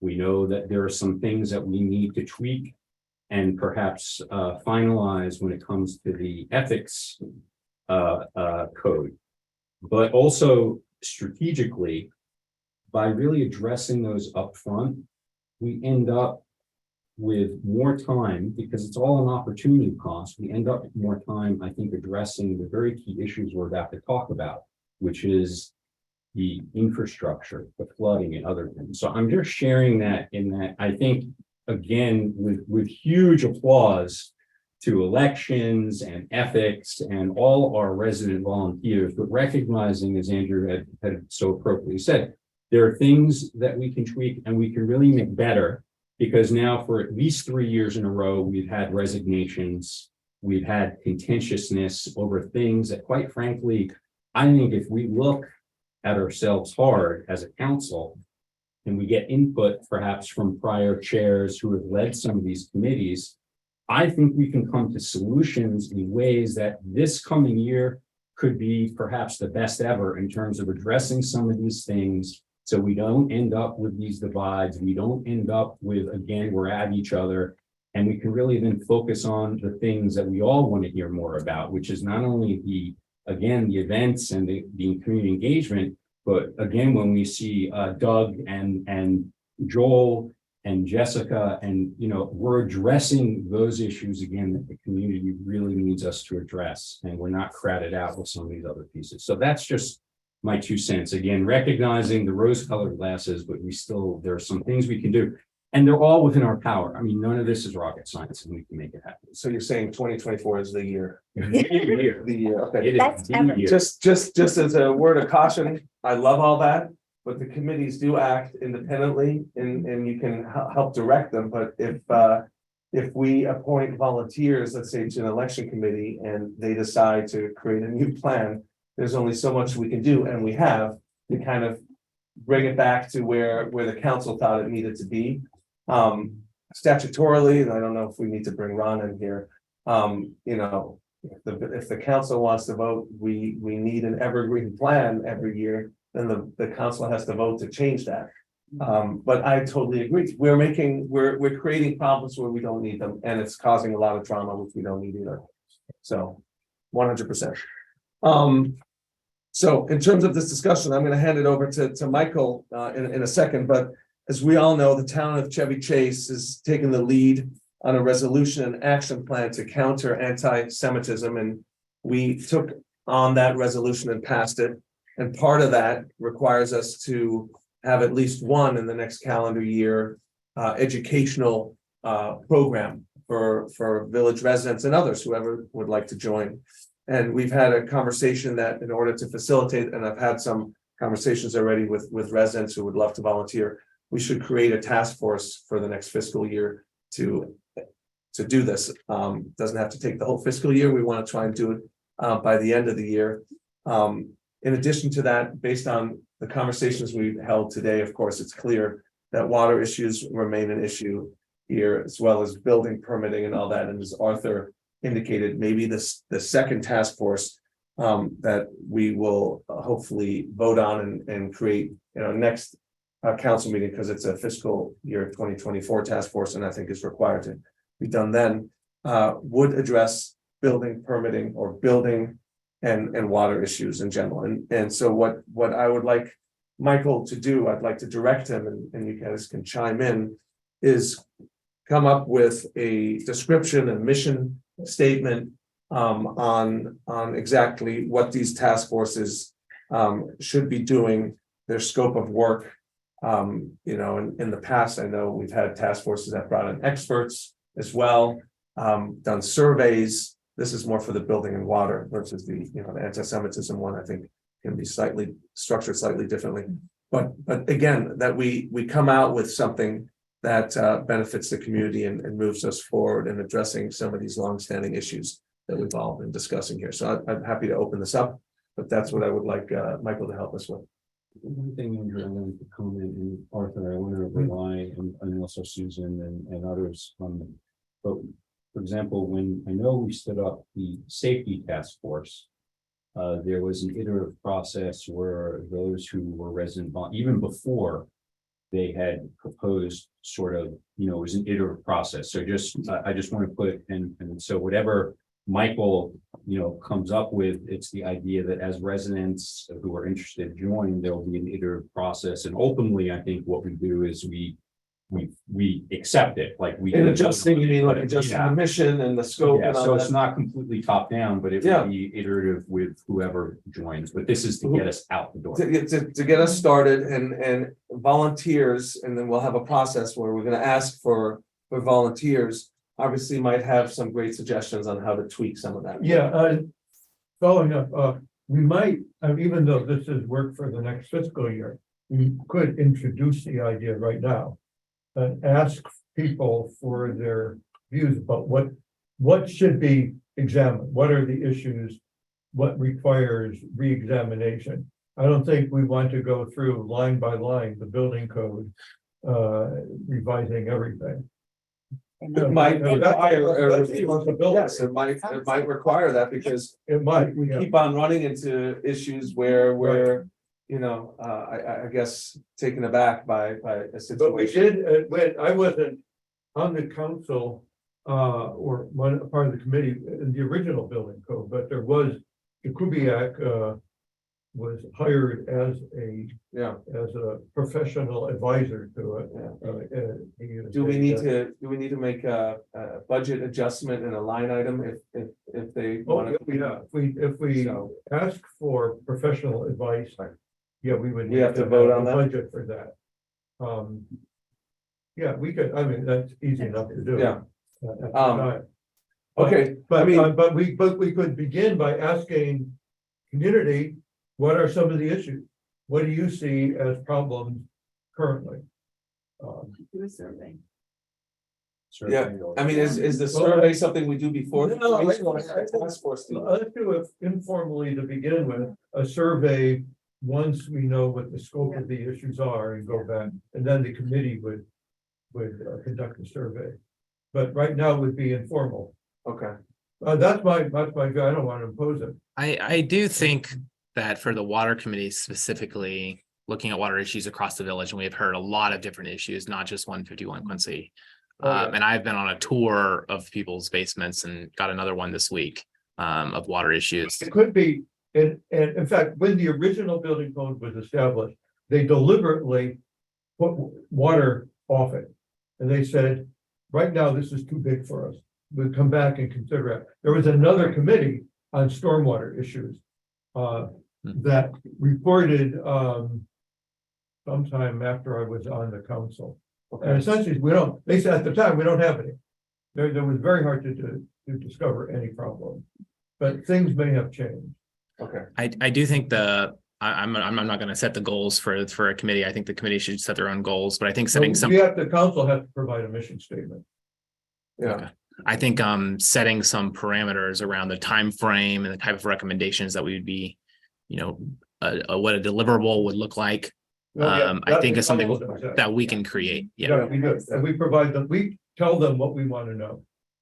That's great. And for any residents who might be interested that are in the meeting, how big would these task force go when we put out the call to the, I know. It depends. Yeah, For a because big one, our you wanna committees, have- our three main committees, they differ in size, so. yeah, I mean, this Yeah. is like a task force and a task force, I mean, as I just Yeah. complimented past task forces, there were 5 on both, I think. Right, Even, and yeah. not that it should be limited. Right. No. Especially the So I anti- think this is gonna have a Yeah. great enough interest that I think, Yeah. and I hope Right. people will step. I Well, would- here's I wouldn't why- wanna Put a cap on that, yeah. Here's why water and building go together. I was informed today that, by Mr. Klicksberg, that Prince George's County requires a drilling core to determine where the water table is before construction, and that basements or foundations have to be a foot above what they determine. Montgomery County does not require that. Interesting. That would solve probably 90% of the water issues we've had in the last several years. As developers go down deeper in order to get the volume they want within the height constraints that the village imposes. Yeah, So to get that volume, those 5,000 square feet that are in the high demand or whatever. it goes back to the USDA map that Larry apparently. If there, I've looked for it, I cannot find it. Yeah, I've gone out. Have you found it? Yes. And I reviewed it with Larry. I'd like to see, get a reference or something, because I searched and searched and could not find it. okay. Anyway, I they come think, together, they go together. I think we start with directing Michael to draft something up for us to review. But calling on residents to provide feedback. Right, We can do exactly. anytime, Good. but I think we have to, I believe. Vote on this and in the next council meeting to formally create these 2024 task force. Right. Forces. And was there any other? Guys for vol- It's the anti-Semitism Oh, one right. and okay. building and water, and we'll figure out the names. We could do a survey. Building and water, how's that? Huh? Building and water. Let's. And Katie brings up a good point that I'm not quite clear on. What is the order of when we put out a call for volunteers for both the standing committees and these ad hoc task forces? Does the council vote on them at the July meeting once you're all sworn in? And then you put out a call for volunteers, or can we go ahead and put out the call for volunteers now and start collecting names? That's a good question, because you started I mean, after it our doesn't fiscal exist. year, yeah. Yeah. I have the committee, we can put out another call after we establish the Yeah. task force. Right now, you Or start, you task say, forces. think about it. We're gonna be asking. Got it. for Yes. this, Think about it. So the council I will, know the there's council will, volunteer already. so the council will establish the committees at the next meeting, Yes, and then we'll put out a call for volunteers. That's usually. Sounds great. yeah, over Okay. December, August. Good. great. Treasurer's report. Okay, the one thing we need to vote on of the treasurer is budget amendment. We went through all the various the major line items in the budget, and we are understanding in all but one, community events. For historical reasons, I can't quite recall. A community event includes both the social event and the election. And the elections cost more than we had budgeted for. And the social events ran over by a small amount, the budget. Altogether, I think I said $8,000 would make up the difference, plus a little bit extra to the end of the year. We're not quite at the end of the year yet. We can shift money, which is customary, from an underused budget category, and that would be the one called snow removal. So we have plenty of money this year in snow removal. And we can vote to make a budget amendment to remove the money from snow removal, add it to the community events. I will so move to move $8,000 from snow removal to community events to cover shortfalls in that category. Do we have a second? Give me a second. I will second. All in favor, say aye. Aye. One other thing, we have a ton of money coming in. Wait, you Go ahead. listed Ron taking off and appearing, so. I'm not Oh, Ron, sure if go ahead. the, No, you're fine. That required a supermajority vote, so I was just Yeah. counting votes. Okay. so It was unanimous. It was unanimous. That's pretty Right. super. Thank you. Our residents' income tax payments to the state have been flowing in. And you will see that we have already received more than $1 million in revenues, where we were budgeting something like 770,000. So thank you to the residents. Your capital gains, may they continue to flow. I filed an extension, so that's none of my money. Right. Okay, Okay, that's it for that. thank you. Managers report. Yes, thank you. I have a lot in my report tonight, so I'll try to move quickly here, but stop me if you have any questions. The office is closed next Monday in celebration of Juneteenth. That's a new federal holiday, and Andrews, as the chair, has been kind enough to agree that I can take it off as well. I have created a single email for the council here. This will hopefully, Katie, thanks for the idea. I did run it by council and set it up in such a way that it won't trigger any open meetings issues, because when you respond to it, you will be responding from your personal email to whoever the sender was. It will not be responding all. Do not reply all. Do not copy all the council members when you make a policy email, please. This works as a listserv, as a list, an email list. It's in my report, but it's vmacouncil@martinseditions.org. And that is live and posted on the website. So Thank you very much for that. Yeah. I especially appreciate it. Will we know if it's being, if it's, so an email that is sent to an individual will automatically be routed to that? Or- it will be reroute, an email that is sent to that email address will be rerouted to all of you and me. Okay, but an We email. will all to get an a copy of it. individual Will remain an individual. made to the Yeah. individual. The Correct. problem is, council members have been one-offed. Some have been left off of emails, and so we just want to make sure, and then conversations ensued with reply alls, which get us, And we can put this out to the community as well, saying if you're emailing the council, please use this, don't list all 5 email That's a good addresses. wrap up. Yeah. Just, for this. I'll put it out there, and it's on the website too. So if people go to look for the council's emails, they'll see that email first. And it's just more effective, I feel like, in reaching all of us in one umbrella. And I mean, The typos either with well, last that names or- or and the residents are marked always conditions. welcome to reach out to council members still individually, and we have our individual VMA emails still, but I just think like for the residents too, this is the best way to reach all of us in one fell swoop. So Great. thank you, Michael. You're welcome. Good idea, Katie. Our contracts with Rolling Acres, we have 2 contracts with that company. One is for our snow plowing, and one is for our street cleanings, our leaf vacuuming in the fall. Both those contracts are up for renewal, which means those are pretty large contracts. Lynn Welly's online and has been asking where this is, so here it is. Those are pretty large, so they will go to a public bidding process, which means they have to be posted for 30 days. So I need to get to work getting those that RFP posted for both of those. And I'll talk about the snow plowing one a little bit later when I talk about our new programs that we're trying to launch next year. skipping ahead a little bit, I've taken a deep dive into the village insurance coverage. We have 3 different insurance coverages, just so you're all aware or reminded. One is our general liability with legit insurance. One is mandated by our charter that all public officials are bonded. And then a third one is for workers' compensation. That's state law. We have all 3 of those. We're renewing all 3 of those. In my review of that, I found a mistake I found several mistakes, one of which was that we were overinsured with our general liability to have 4 part-time police officers. We only have 2 part-time police officers. So I went ahead and canceled those additional police officers coverage.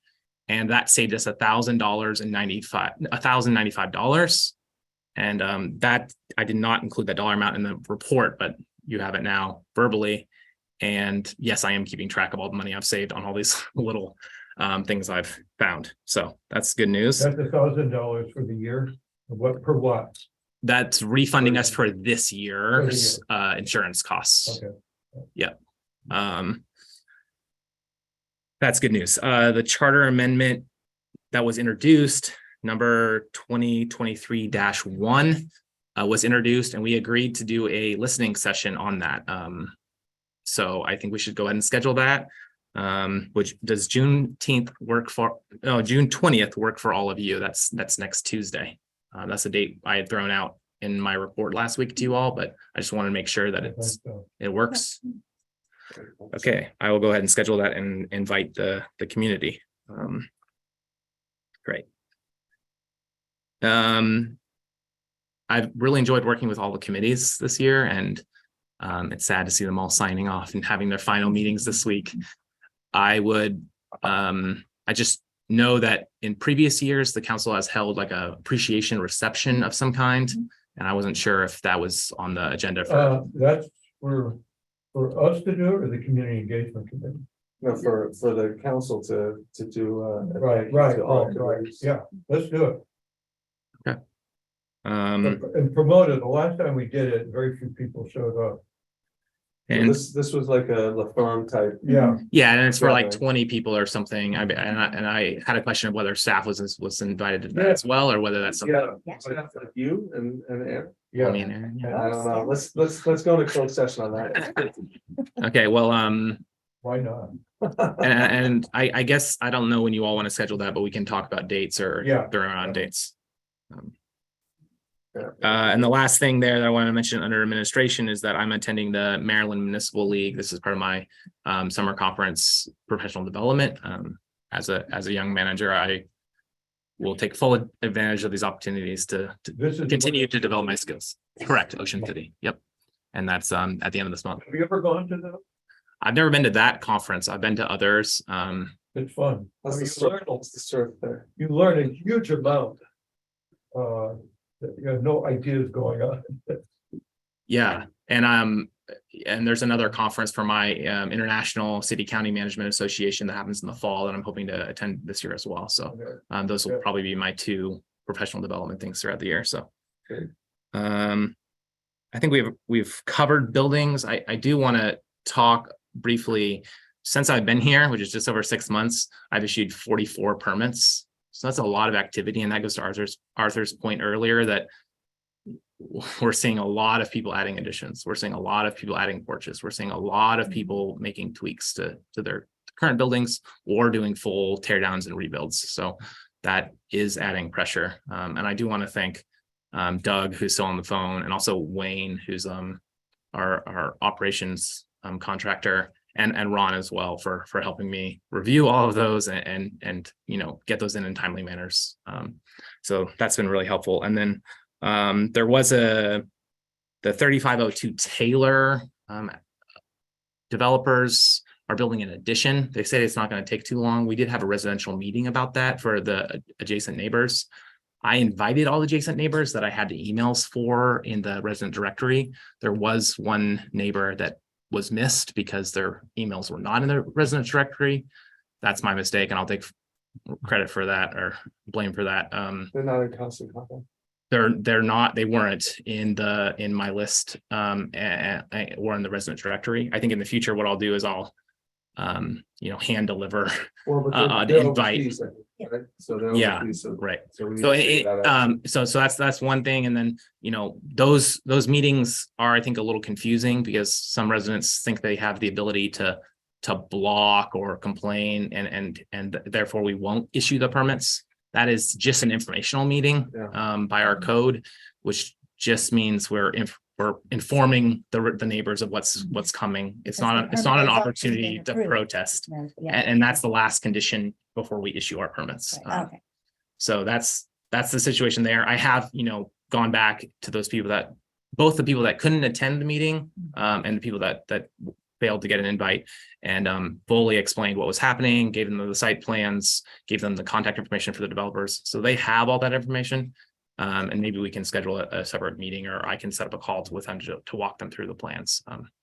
But that's the situation there. Michael, just one quick point, and we could follow up another time. It could be administration, it could be, but I know there are times, for example, like with walkability, but it may now be for this new task force. And you'd mentioned it at the beginning of the discussion today, and that's why it piques my mind is, the idea, if we have a technical consultant come in who is reviewing a particular issue that is concerned to a resident or residents, and it's important for the council to hear information, there is no rule or law that says that the council cannot go to that. And in fact, I think that is where we get into this slippery slope of over interpreting this Open Meetings Act and other things. I mean, we are professionals. I think we can all attend we can a technical right. decision. There's no law that says 5 council members can't be together. Exactly.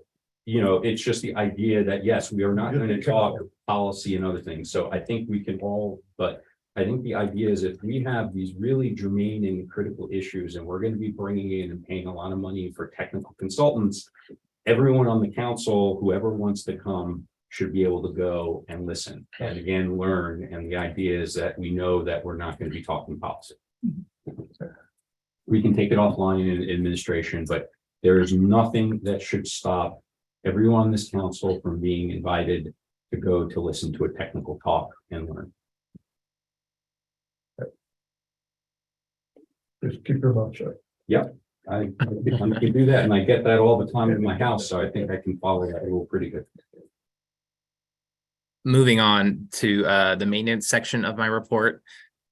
The tree supervisor, Paula Goldberg, provided a brief update here, and I included it as part of my report.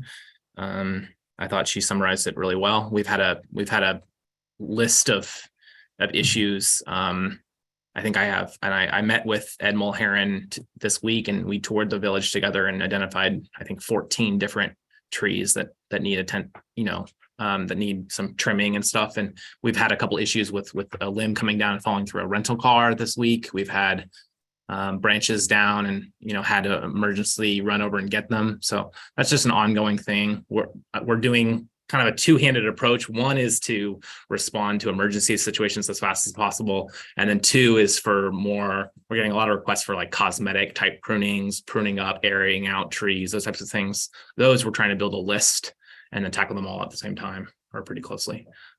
So that's what this week's tour was about. I started issuing warnings for overgrowth, bushes, overgrowing sidewalks, sight lines, corners. Most residents have jumped to address the problems right away. And of course, a couple of people have pushed back and argued. That's an ongoing situation with a lot of different stuff. And there's a couple even that there's a question of whether it's their bushes or not because it's in the right of way. So maybe we can just pay for those situations. There's a couple that we'll just follow up on and keep issuing warnings until it gets taken care of. As you all are probably aware, WSSC has started replacing the water main from Taylor towards Cummings. The PVC pipe you see laying on the side of the ground is a temporary pipe while they replace the pipe that's under the street. So as of next Tuesday, our fresh water here in this building will be running through that PVC pipe. So please don't hit it with your car. And if you do see an issue with it, please call WSSC, not me, because I don't know what to do.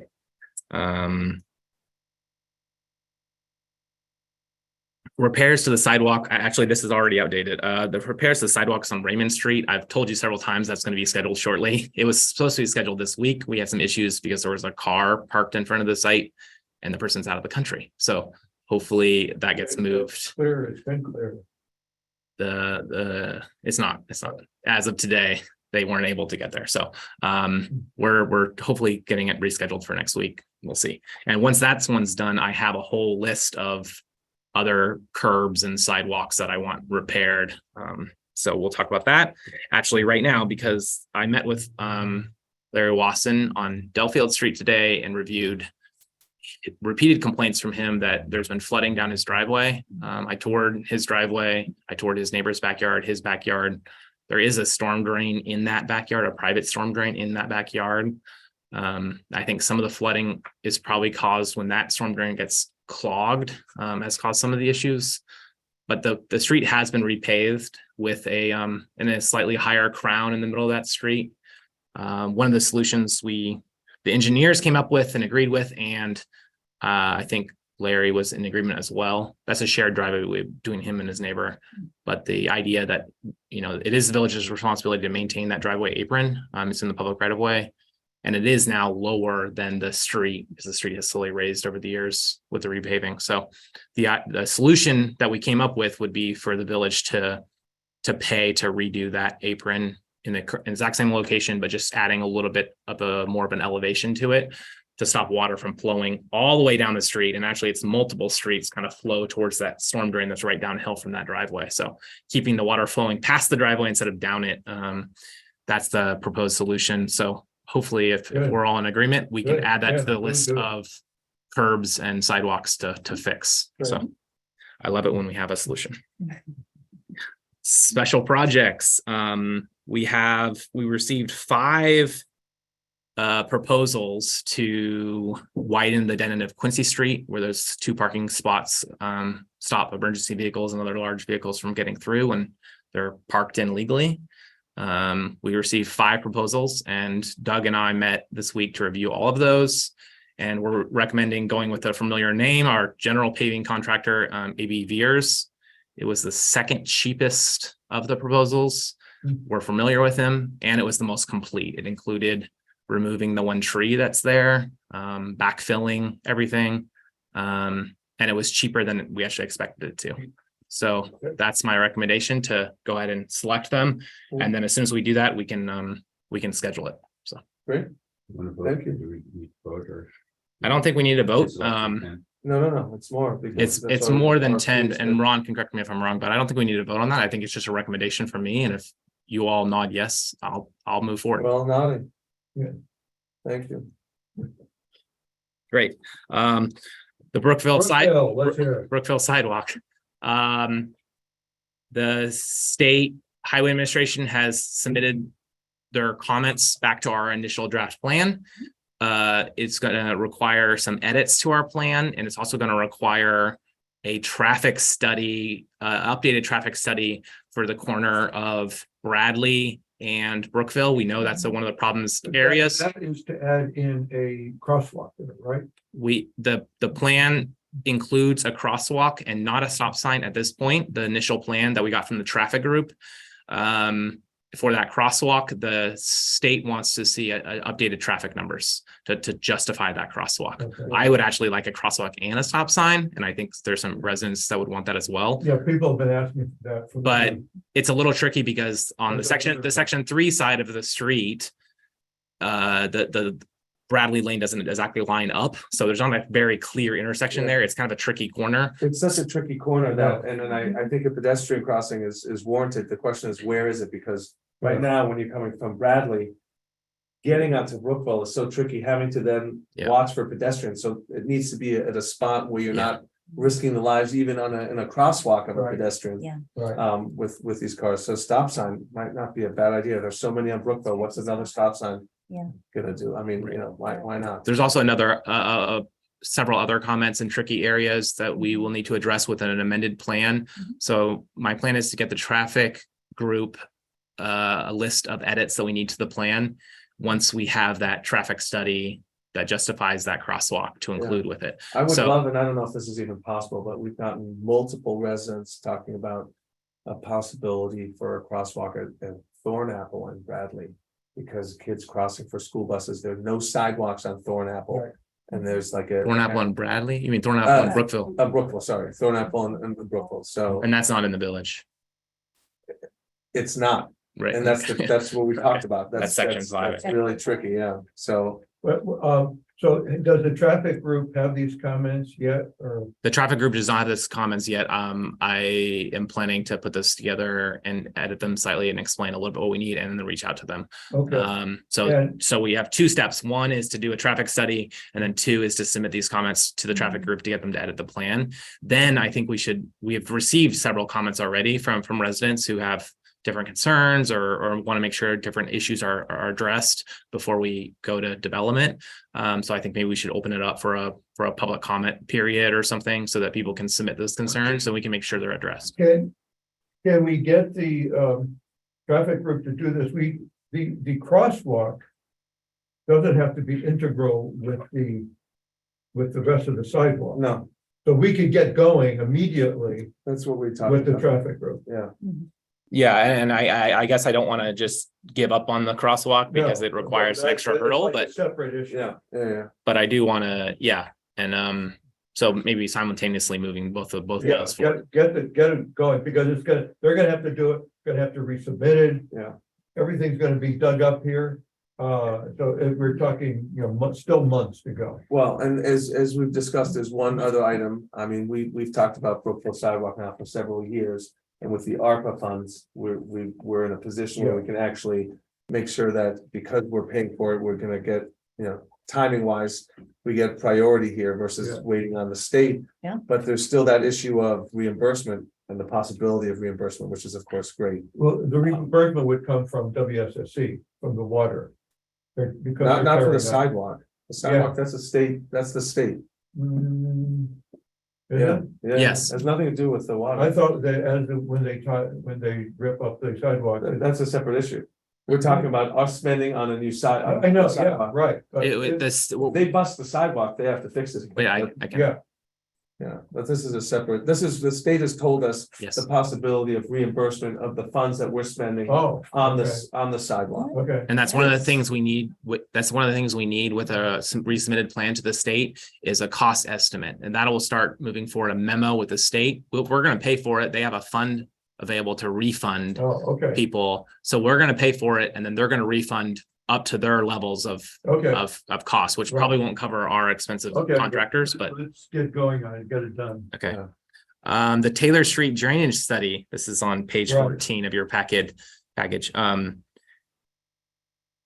The Taylor Street drainage study we have a completed plan that Doug and I are happy with, that includes two alternatives. I've had Doug put together a cost estimate for what he thinks alternative one, which is Right. mine and Doug's preferred option. That is, What did he come up with? there's two portions of his estimate. One is for the length of the pipe underneath Taylor Street, increasing the size of that. And that's one number. And then from about the corner of Delafield and Taylor all the way to the outfall, increasing those pipe size. That's another number, but to combined, it's over $500,000. Over half. I came up with 260 as That a, was very conservative. pull it out of the nowhere. Okay. That was very conservative and that, that's only a rough estimate based on Doug looking up the cost for all these different things and the state pricing estimates. So that's where we stand with that. The next stage is to go to the county's Department of Transit and set up a meeting with them to make that recommendation to them. Transit or And storm sewer? well, it's the county, but I thought it was the Department of Transit and we have a contact. So we're hoping to reach out to them and set up that meeting. So that's Okay, where it good, we'll stands. do it. So moving forward with that. All right. And then the last thing I want to talk about today is the 3 new programs that you all passed in for the FY24 budget. I've had conversations and movement on all 3 of those. Good. The first one being composting. That will have to go to a bidding process. So once we're in the new year, I'll post it. That'll have to be posted for 30 days and hopefully we'll get multiple bids. Compost Crew has already reached out and is aware that we've passed it. So they're eager to bid on it. So that's good. We have at least one bidder. That's that. And then the sidewalk snow shoveling, I already mentioned that we're redoing the contract for snow plowing anyways. So it makes sense to me to wrap those together and make them one contract. And that's an opportunity to, review that entire contract and include both those budget line items into one. The way we pass that is not enough money to sidewalk snow shovel for everybody, but it's for the people that need it. So we'll have to create a list of people that we think need it or want it. So maybe I'll do a call once we're in the fall or going closer to the winter. Tell me if you need sidewalk snow shoveling and I'll add you to a list and make sure that the contractor has it. So if it does snow, we know which houses to hit. And is this, I mean, I guess this is something how we created, but is this gonna be first come, first serve or need based or a combination? I mean. Supposed to be need based. It's supposed to be need based. How I So- determine what need is, I don't know. You ask people, do you really need it? Yeah, Right, Well, right. you hope that folks are gonna be honest here and not take advantage of this, so. And I'm really glad you all voted to do this. I think it's the right thing to do. And Yeah. if it requires me coming out here with a shovel to shovel an old person's sidewalk, I'm willing to do that. think So many of let's us get it have Been done. there, done that, so. Okay, great. A generous. Shoveling a lot of walks. I was actually thinking I should probably get a chainsaw too, just in case if a tree ever comes down, I can go fix it and not rely on a contractor, but that's another conversation for another day. It's snow tires. The support for aging in place, we passed $6,000 as a trial run is the way you all worded it. I met with the executive director of Chevy Chase at Home, had a very good conversation. At the very back of your packet, you will see their membership application, which includes pricing for several different levels. There's household price versus individual, and there's also an affiliate membership, which is interesting. So I've kind of laid out in my report here 3 different options that I kind of see as ways to set this up. One being to simply pay for the full membership for a handful of people. We don't have a lot of money. There's over 20 people in the village that are already members of this organization and receiving services. And we couldn't pay for all the current people, let alone more people that would sign up because now it would be fully subsidized. So option 2 would be to, instead of pick winners and losers of who gets that free membership, actually do a discounted membership or pay for portions of the membership for the individuals that are signing up or that we're sponsoring to sign up. And maybe you could actually pay for everyone's affiliate membership. And then they would have to pay to advance into a full membership.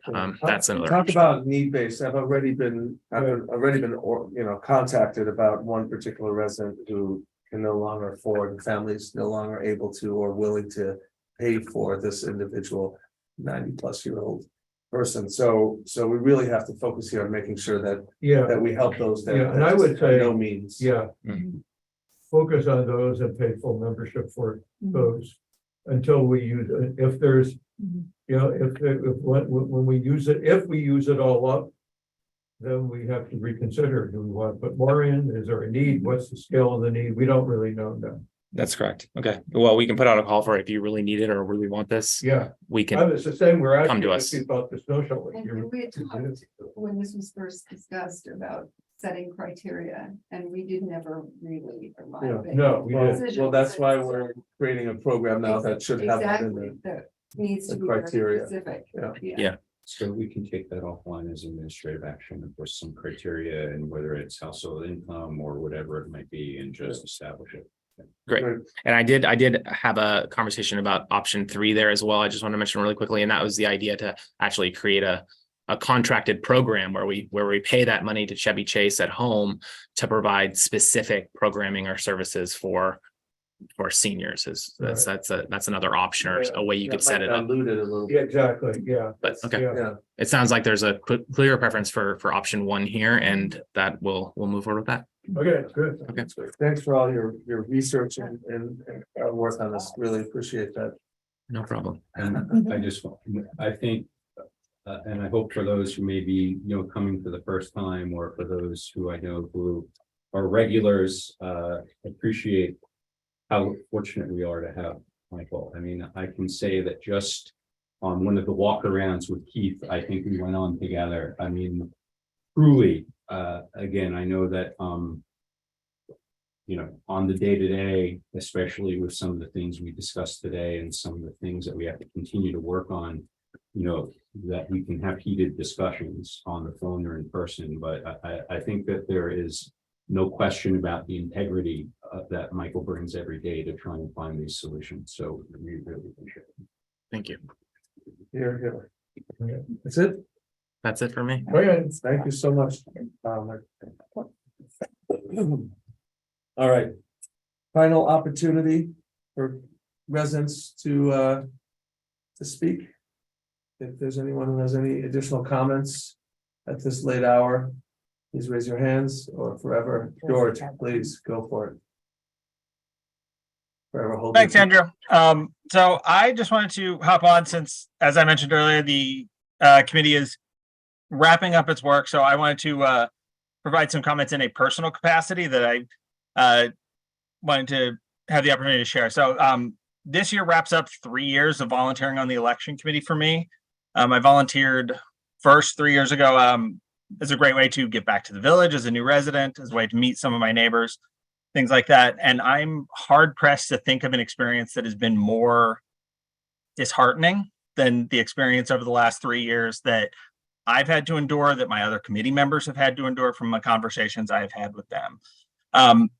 Over those 3 years, I and the other committee members who I have just an absolute enormous amount of respect for and appreciation for have had to endure increasing hostility, generally from a small cadre of residents who treat any differences in the approach that we took to what they think is best as a mechanism for something that needed to be escalated into a combative fight, and often felt like the rules didn't apply to them, whether that was committee processes that the committee was following that they didn't like, or even the basic rules of civility and neighborliness. Over those years, me and the other committee members have been subjected to attacks on our professionalism, on attacks to our personal integrity, and even in a couple of cases relating to attacks on our fidelity to democratic principles. That is massively disheartening and has been frustrating beyond what I could say. But what has actually been worse and makes me even more disinclined to participate in any of these ways in the future has been the fact that, or to an increasing degree, the council has allowed, abetted, and in some cases even empowered those types of behaviors.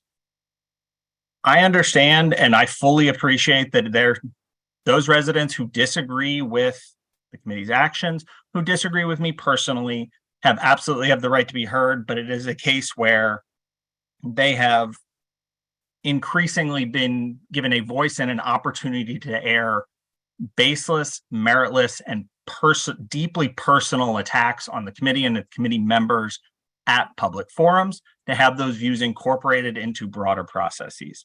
The committee is in a unique position over the course of the year where it's hard for committee members, and especially me, I can speak as the chair, to defend ourselves. Oftentimes that has been because some of these personal attacks have been leveled by people who may or may not become candidates. In order to maintain an unbiased approach, it's often one where we can't push back, and it is something where the committee would rely on the council to crack down on some of those behaviors that are most problematic and have the biggest negative impact on resident volunteer participation. I can say I've spoken with a number of residents over the last 3 years, across all of those years, all of whom have said that they have no interest in volunteering again because of the way that they were treated by some of these residents and because of the experience that they were subjected to. I think that's something, as Jeff mentioned earlier, something that the council is, as it thinks about how it is setting up and participating with its committees going forward, I think that's something that the council should keep in mind as it prepares its activities and prepares how it's thinking about its approaching its relationship with its volunteers and its relationship with how it governs and works with committees going forward. Thank you. Thank you. Would you like to say something? Yeah, thanks for that. What, in particular, what would your suggestions be about how to provide better defense or better, Protection. what's the word? Protection. For the committee. Yeah, and there, I know that. I know what you're talking about, George, since I've witnessed some of this, and I know that some of us have had offline conversations as well with some of these residents. But it's, you know, it's hard to, without having any guardrails here in terms of, you know, we can push for civility, and we can ask residents to honor those guidelines and guardrails. But at the end of the day, we can't stop them from speaking. So how can we fix this? Because I think it's a sad day here when folks don't want to volunteer because they feel like they're being bullied by other residents. And I've seen it, and I wish it wouldn't happen. I'd like to just make a statement. I'm not gonna get into trying to target individual residents. I know that this is the one thing I think we can all agree on is that the election process and the process that we have in terms of how we define our election policy every year and how we put it on to a group of volunteer residents, quite frankly, in my humble opinion, is flawed. And that's why I talked about the idea of an evergreen, because what we could do, and again, recognizing it takes time, because that might be a code or whatever we have to do. So maybe we need a delta year of a year. But last year, we went through an enormous Herculean process of creating a plan that we went through line by line. And the idea that every year we subject groups of residents who put their time through, and again, elections are just contentious. That's the name of the game. And I would just say that rather than, I appreciate all these other pieces, but how do we find an administrative solution? Yeah. So that, because I think we could talk until the next 3 days straight of this debate of resident raising an issue that they feel they're right on. Yeah. And so I think what can we do? And I think that we've seen other jurisdictions around us adopt evergreen plans. And what I would love is I can think of at least 5 election committee chairs, George included. I see Peter here, you know, there's Paul. I see also, did I see her Marty and Tiffany Cessna, who's not on here. And again, I would say, I would love to get, if they'd be willing, a 1-pager or less of just sharing individually. I'm not saying they work together, but to share with us how we create an evergreen. I think the committee has forward. The committee has a document right now. Yeah. That they have designed to be that. You fill in the dates every year. Yeah. And then we can work with Ron. Again, there may be, I don't want to short circuit a process, and I apologize for taking our time. I don't want to short circuit a process where the residents may need to weigh in about the idea of doing this and how we can consult with Ron, and maybe it is a council decision. But, there's a process here we have to follow, but I think that we can take an administrative solution so we don't put this huge burden on resident volunteers every year, and we just memorialize it and move on. Yeah. It shouldn't have to be this hard. And rein in the Every year. hyperbole, because I think we've only had free and fair elections in this village. And at times, I think I'm, in Belarus, when we're talking about, hair on fire, this election plan is gonna create or undermine a free, fair, and transparent election. So I understand all of that, George, and I hope we can find a solution here, because we have just too much talent in this village to have, folks not want to volunteer. I think it's just, it would be really a disservice based on that. So. And George used the word disheartening. and it's Disheartening, disheartening. yes, It is, yes. yeah. It's depressing. I'm gonna call on Ben because he's on that committee. And then we can go to Lynn and Marty.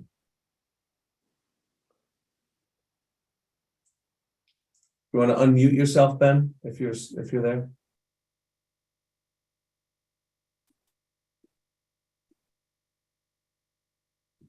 Okay, Maybe right. this Well, is the we'll get way. back to Ben. So Lynn, go ahead. I was listening to Michael's report. He made a statement of traffic group. I was wondering who's in the traffic group, entities, people. Can that be defined, please?